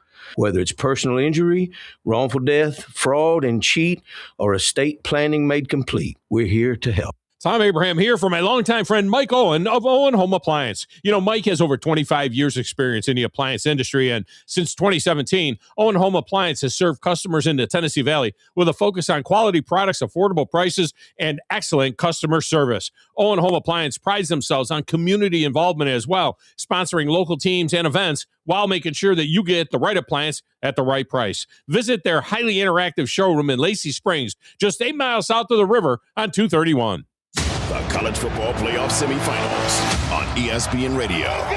Thursday in the Verbo Fiesta Bowl. From 47 yards, he got it. Ole Miss faces Miami. And it's intercepted. It's going to be a Miami pick six. Then on Friday in the Chick-fil-A Peach Bowl. It's Indiana, Oregon. The College Football Playoff Semifinals, 7 Eastern. Thursday and Friday on ESPN Radio and on ESPN. Isn't the story of the prodigal son an amazing story? Basically, a rowdy boy who literally wished his father dead, ran away, and consumed his wealth with hard and fast living. Yet the father looked for his return every day, and when the boy got tired of eating pig slop, he decided to return. What did the father do? As soon as he saw that boy, he ran to him, threw his arms around him, and killed the fatted calf for a great celebration. Hey, I'm John Dees, pastor of the Cross Point Church. If you're looking for a church home, come see us, smack dab across the street from the YMCA in Madison. Since 1986, Full Moon Barbecue has been cooking quality meats low and slow over a hickory wood-fired pit. From ribs and wings, brisket, turkey, catfish, and sausage to the best butts in town. If you're planning a holiday or a birthday party, Full Moon has a large banquet room. And Full Moon is ready for your next catering or tailgate. Just call us and we'll take care of everything. 256-713-0070. Full Moon Barbecue on the Parkway next to Costco. The best little pork house in Alabama. This will turn journalism on its ear. Watch our stream on WZZN TV on Twitch and YouTube. But you are the greatest hero in American history. We are 97.7 ESPN, The Zone. Give me fuel, give me fire, give me that which I desire.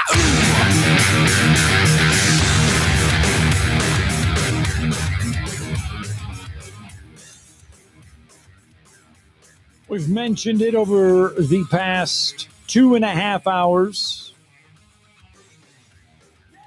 just a little over 24 hours away from college football semifinal number 1. And then on Friday, you will get college football playoff semifinal number 2.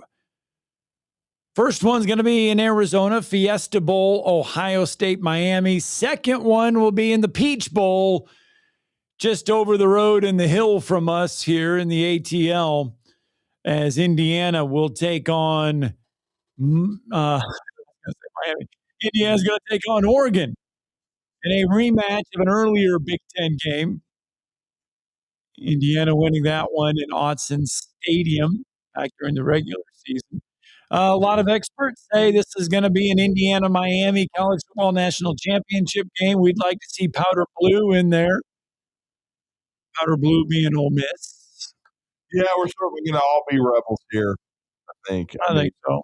Even though I picked Miami, I'm definitely not a Cane, but I have to be objective enough to do that. I'm picking Indiana. I'm picking Miami. But certainly would love to see an Indiana Ole Miss national championship game. I just wish I could have gone back to the future, like in the movie, put down about $100 to $200 to $500, so I would never have to worry about money ever again in my life. On Indiana to win it all, or Indiana to get to the finals? Just Indiana and Ole Miss just to make the damn finals. I mean, you don't want to alert make it suspicious like $200,000 bet, but if you put 500 or 1,000, you don't want to Bohannon it. Yeah, you don't want to Bohannon it. If you put the right kind of bet down, you can still make a crap ton of money. Well, let's break it down some more. Absolutely, one of our favorite guys. He does a great job. He's covered the Iowa Hawkeyes for many years. I think. He is the national college football writer for The Athletic. He will be at the national championship game with our good friend Bill Bender in Miami after these two semifinals. We're talking about Scott Dochterman, who's been kind enough to join us to talk some college football playoff this morning. How you doing, my friend? I'm doing well. It's here we are in the early January, still talking college football, a lot of good storylines, and I think that makes the sport go round. So I think we're heading for a pretty good conclusion here. Well, we certainly hope you had a Merry Christmas and a Happy New Year, but it's certainly been a great New Year for the Indiana Hoosiers. I mean, my goodness, we talked to Tom Brew about them earlier in the show, but I know you've covered them for many years. We even brought up, Scott did, Bill Mallory and the Bowls in 88 and 90. But this is on another level, and what they did to Alabama was absolute carnage. Yeah, this is a team that if you would have asked me 2 years ago that Indiana would be in the college football playoff or approaching it, I would have said you're crazy. Up until mid-November, they were the losingest program in college football history. They were the first one to lose 700 games. They were the kicking sign of the Big Ten. They were everybody's homecoming up until Kurt Signetti got there, and the perfect confluence of NIL and the transfer portal, coupled with a great coach who was able to bring the foundation of a really good James Madison team. If you can only imagine what James Madison would have been like with all of those Indiana players with him this year, able to bring that in and just pick the right players in the portal, put a system together. It took a year. Last year they were really good, actually, but they weren't necessarily in the championship caliber type of team. And then this year, get a quarterback like Fernando Mendoza, put in a great system with a lot of development, good players. To see them right now, it's you almost have to pitch yourself and say, "Is this seriously happening?" I mean, it'd be like Vanderbilt was right now 14-0 and it dominated everybody that they've gone against, and maybe beat Ohio State 38-3 in the Rose Bowl. That's probably the equivalent of what Indiana's. Well, and it's also given the Big Ten, though, another narrative that it's not just Ohio State that can make the college football playoffs and win games. Down here, for the longest time, it's been Alabama and Georgia. Those are the two for the SEC. That's it. And then kind of dealing with that with Ole Miss right now. But for the Big Ten, it does give them another team to say, look, we're not just Ohio State. We are more. Yeah, I mean, you think about it, the last 3 years, including the final year of the 14th playoff, 6 different teams in the Big Ten have all been in the semifinals. Michigan and Washington played for the championship 2 years ago. Last year was Ohio State, and Penn State was a field goal away from reaching the championship game. And then this year you've got Oregon and Indiana. And so it is a deeper conference. It's one that I think for some reason was so much maligned during the season. Like, you have a team lose like Illinois or an Iowa or USC, and then they free fall through the rankings, and it's actually a really good deep league. But I think having Indiana at the top, and if you're not watching them, if you don't know them, you just kind of immediately dismiss them until you do see them. And I think that was the case last week in the Rose Bowl. And I know some of the conversations I've had, whether it's on TV or radio, regarding the Alabama-Indiana matchup, and I went into it saying, if Indiana plays well, it's a double-digit victory. It's because they're the most complete team in the country. They can do anything they want to do. And if you want to play it a style where it's slam ball the whole time, they can do that and they'll win. Or if you want to play a wide open spread out, let's throw it for 80 times a game for both teams combined, they can do that too. And it's just a matter of, do they have a lot of penalties or injuries or something like that? And but the thing is, you look at each and every area, they're good at it. They're good at time of possession. They're the leading team in the country when it comes to turnover margin. They're second in penalties. And then you look at each and every facet of the game, and they're just so good that I don't think people believed it until they saw it. And I think last week was maybe as eye-opening as any other week that we've had in college football in a long, long time, because people who hadn't watched Indiana and had just kind of thought of them as last year, they played the big boys, they lose. I think now they've got a rude awakening from what Indiana can do. There's no question about it. And then how do you see this rematch? Because really, honestly, I didn't think it was as close as the score indicated at 30-20. Oregon got dominated, at home by Indiana. That's where dominated Dante Moore. Moore's coming off pick. Then find out Jordan Davidson is out with a broken clavicle. That doesn't bode well for them against the Hoosiers. I like Indiana in this game, maybe decisively. And really, I think I would say double figures, even though I know the spread's about 4. What are your thoughts about the rematch? Yeah, I'm kind of with you on this. I mean, when you think about that game, Fernando Mendoza threw a pick 6. Yeah, he did. I think it was early in the fourth quarter. And if you take, you don't want to remove a play like that, but if you do, then you think, wow, that was really pretty decisive. And, and being able to go on the road to Austin, and Indiana was challenged. They were battle tested this year, which they weren't necessarily a year ago. Going to Iowa and winning late, that was as tough of a game as they faced all year. Beating Ohio State in the playoff or in the Big Ten championship game, going to Austin, that they're ready for these types of games. And when you look at Oregon, they got kind of a finesse tag to them, but they are very, very physical at the line of scrimmage, especially on offense. And defensively, their front four is terrific. And so I think they can withstand some of what Indiana can do that way. The one question I have for Oregon is, sometimes I think they get too cute under Dan Lanning. I think he's a lot like Dan Campbell with the Detroit Lions, where it's, constantly going for it on fourth down and short and throwing away field goals, trying to get touchdowns. And yeah, that aggressiveness sometimes helps, but a lot of times it's a deterrent, especially if you're playing a game like this where, getting points on the board really matters. Now, Dante Moore is a tremendous talent. He may even be number 1 overall draft pick, ahead of Fernando Mendoza, depending on who grades him.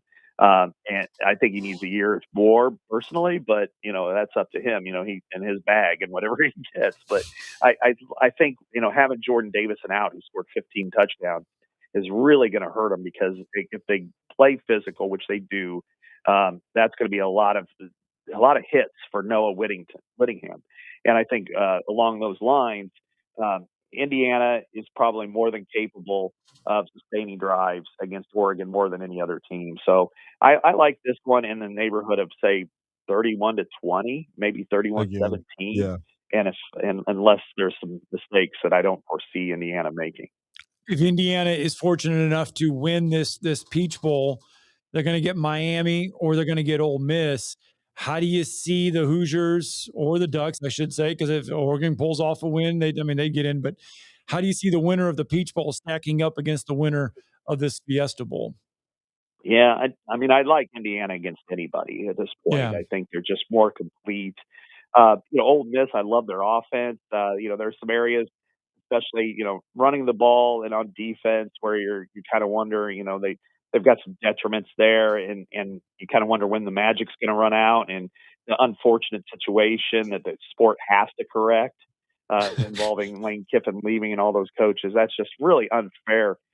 First of all, it's unfair to the players, right? Because they worked their butts off all year to reach this position, and then it's unfair to the fans because Ole Miss hasn't been in this position before. This is a dream season, and instead it's filled with all this anxiety over what are the coaches even going to stay or whatever, and it's really unfair because this should be a celebration. And then I look at Miami, and talent wise, they are capable of hanging with Indiana. I mean, they've got the players both sides of the line of scrimmage that can compete with Indiana.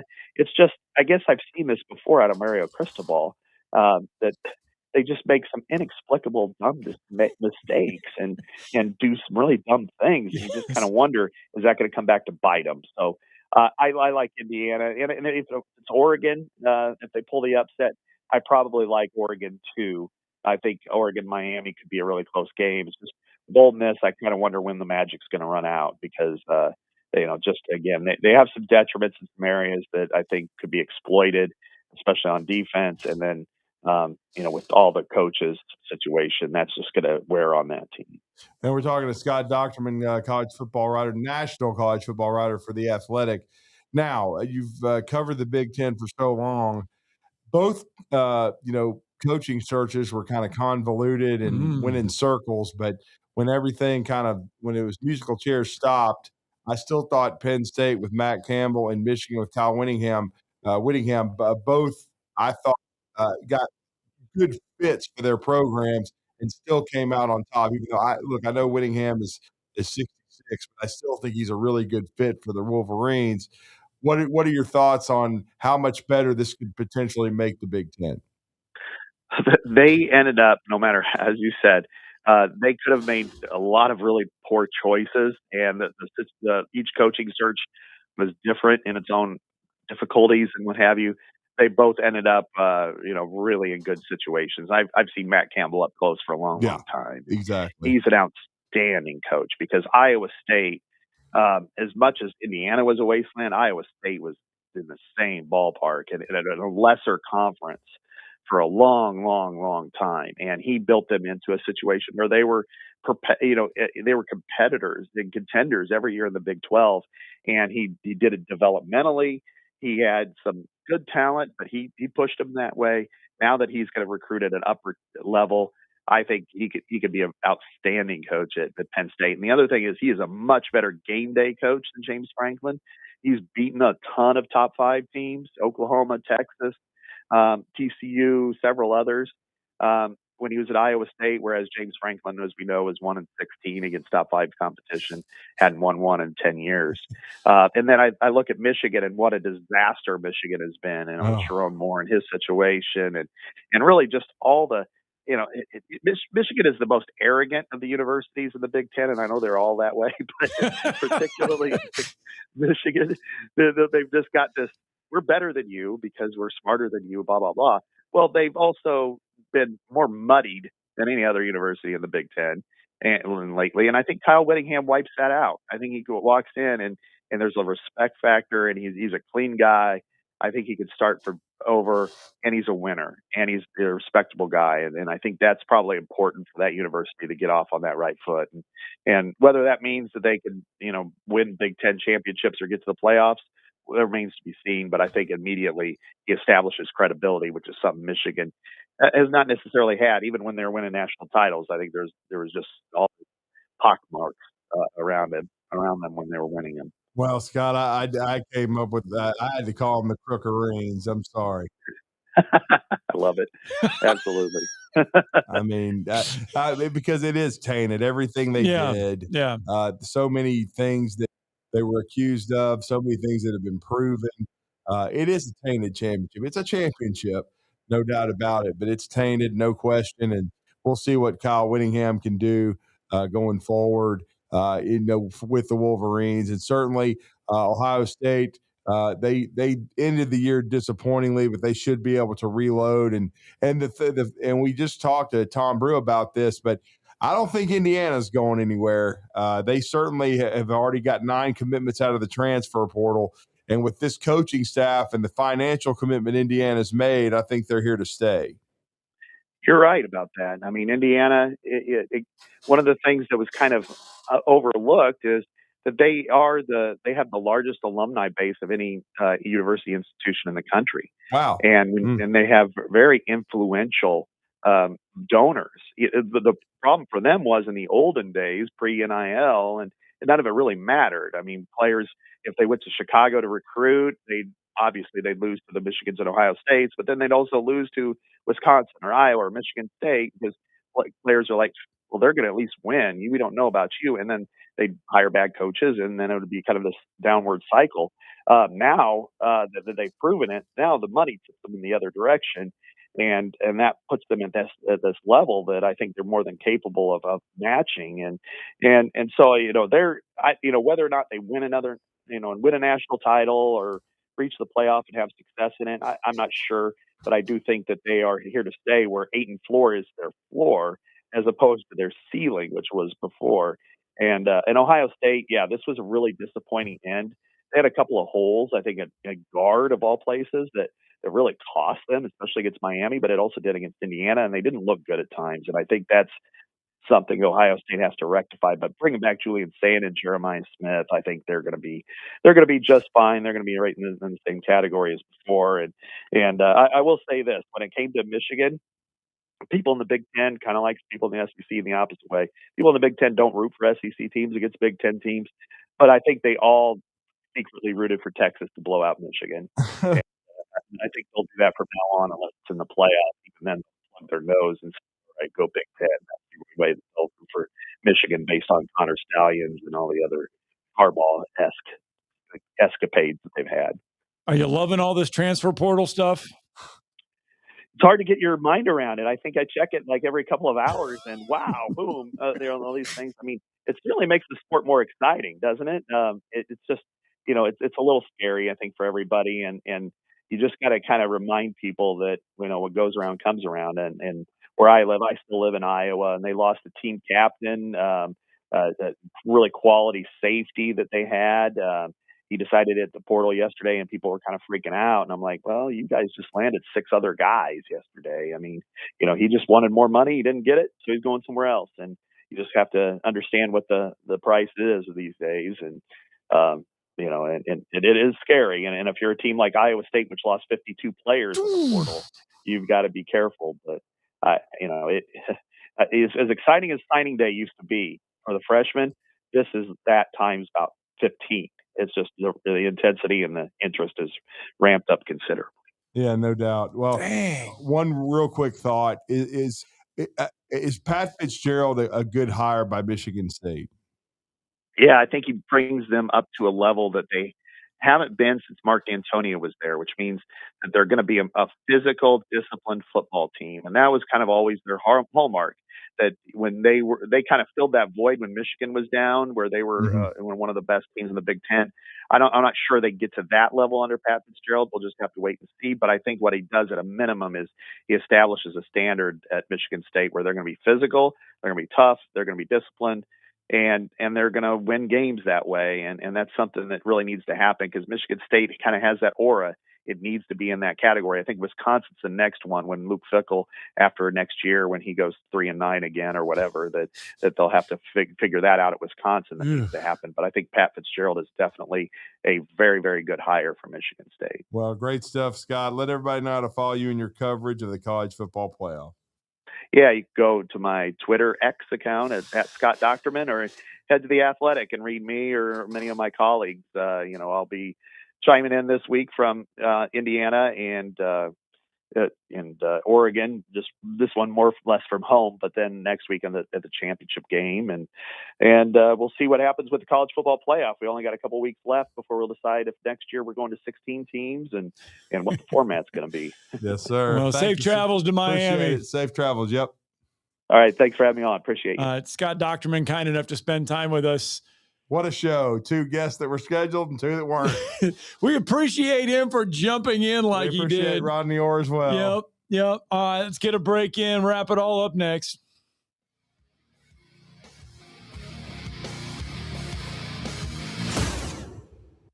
You're listening to Talkin' Ball on 97.7 ESPN The Zone. By now, you know about Eagle Masonry and Insulation, and maybe you know that Eagle also does landscaping and dirt work. But how about after paint work? Shower doors, shelving, and mirrors, all taken care of by Eagle, the same Eagle that takes care of all your masonry, insulation, and landscaping needs. Eagle brings the same level of expertise to all these disciplines, and they're ready to provide you with a free quote. The website is the same, insulatewitheagle.com, as is the phone number, 256-755-1556. Give them a call and see what Eagle can do for you. Eagle saves you time. Eagle saves you money.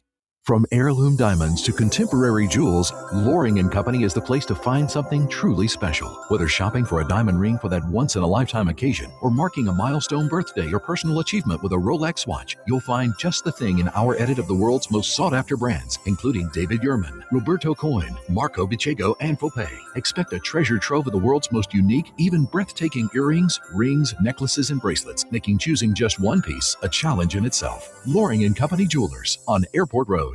I'm attorney Gary Lackey. I know your accident is the real thing, and they happen to real people. I'm attorney Justin Lackey. There's a lot of talk right now about bigger, but when you've had a wreck, is bigger better? I'm attorney Jennifer Lackey. Do you want to be just a case number? With offices in Huntsville and Scottsboro, we take the time to help. The Lackey Law Firm. The Lackey Law Family. 1-800-4-RIGHTS. No representation is made that the quality of the legal services to be performed is greater than the quality of legal services performed by other lawyers.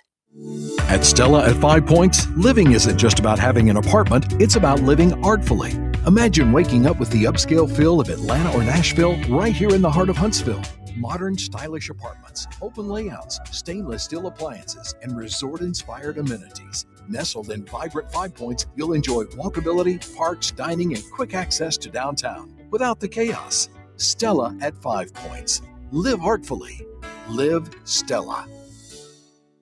Hey folks, Arthur Seed, managing partner at University Kia, letting you know we are proud supporters of Alabama and Auburn football. Swing by University Kia today and check out our huge selections of brand new Kias, including the spacious Telluride 8-passenger SUV, the slick new K5, the sporty Kia Seltos. We've got perfect cars for every lifestyle and budget. Visit universitykia.com to view all our amazing offers and get pre-approved amenities, because we want to see you in a Kia. Roll Tide, War Eagle. This segment of Talkin' Ball is brought to you by University Kia, the #1 volume Kia dealer in the state of Alabama. Located online at universitykia.com.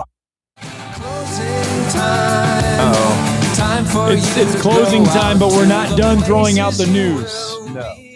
More breaking news. James Smith, as we said yesterday, as we were closing, he went into the portal and he's gone. But now, as we predicted, and I've been saying on this show, Ty Simpson to the NFL draft. So he will not be returning to the University of Alabama. He is striking while the iron's hot. I don't blame him here. It's a good move. He will be among the top 3 quarterbacks in the draft.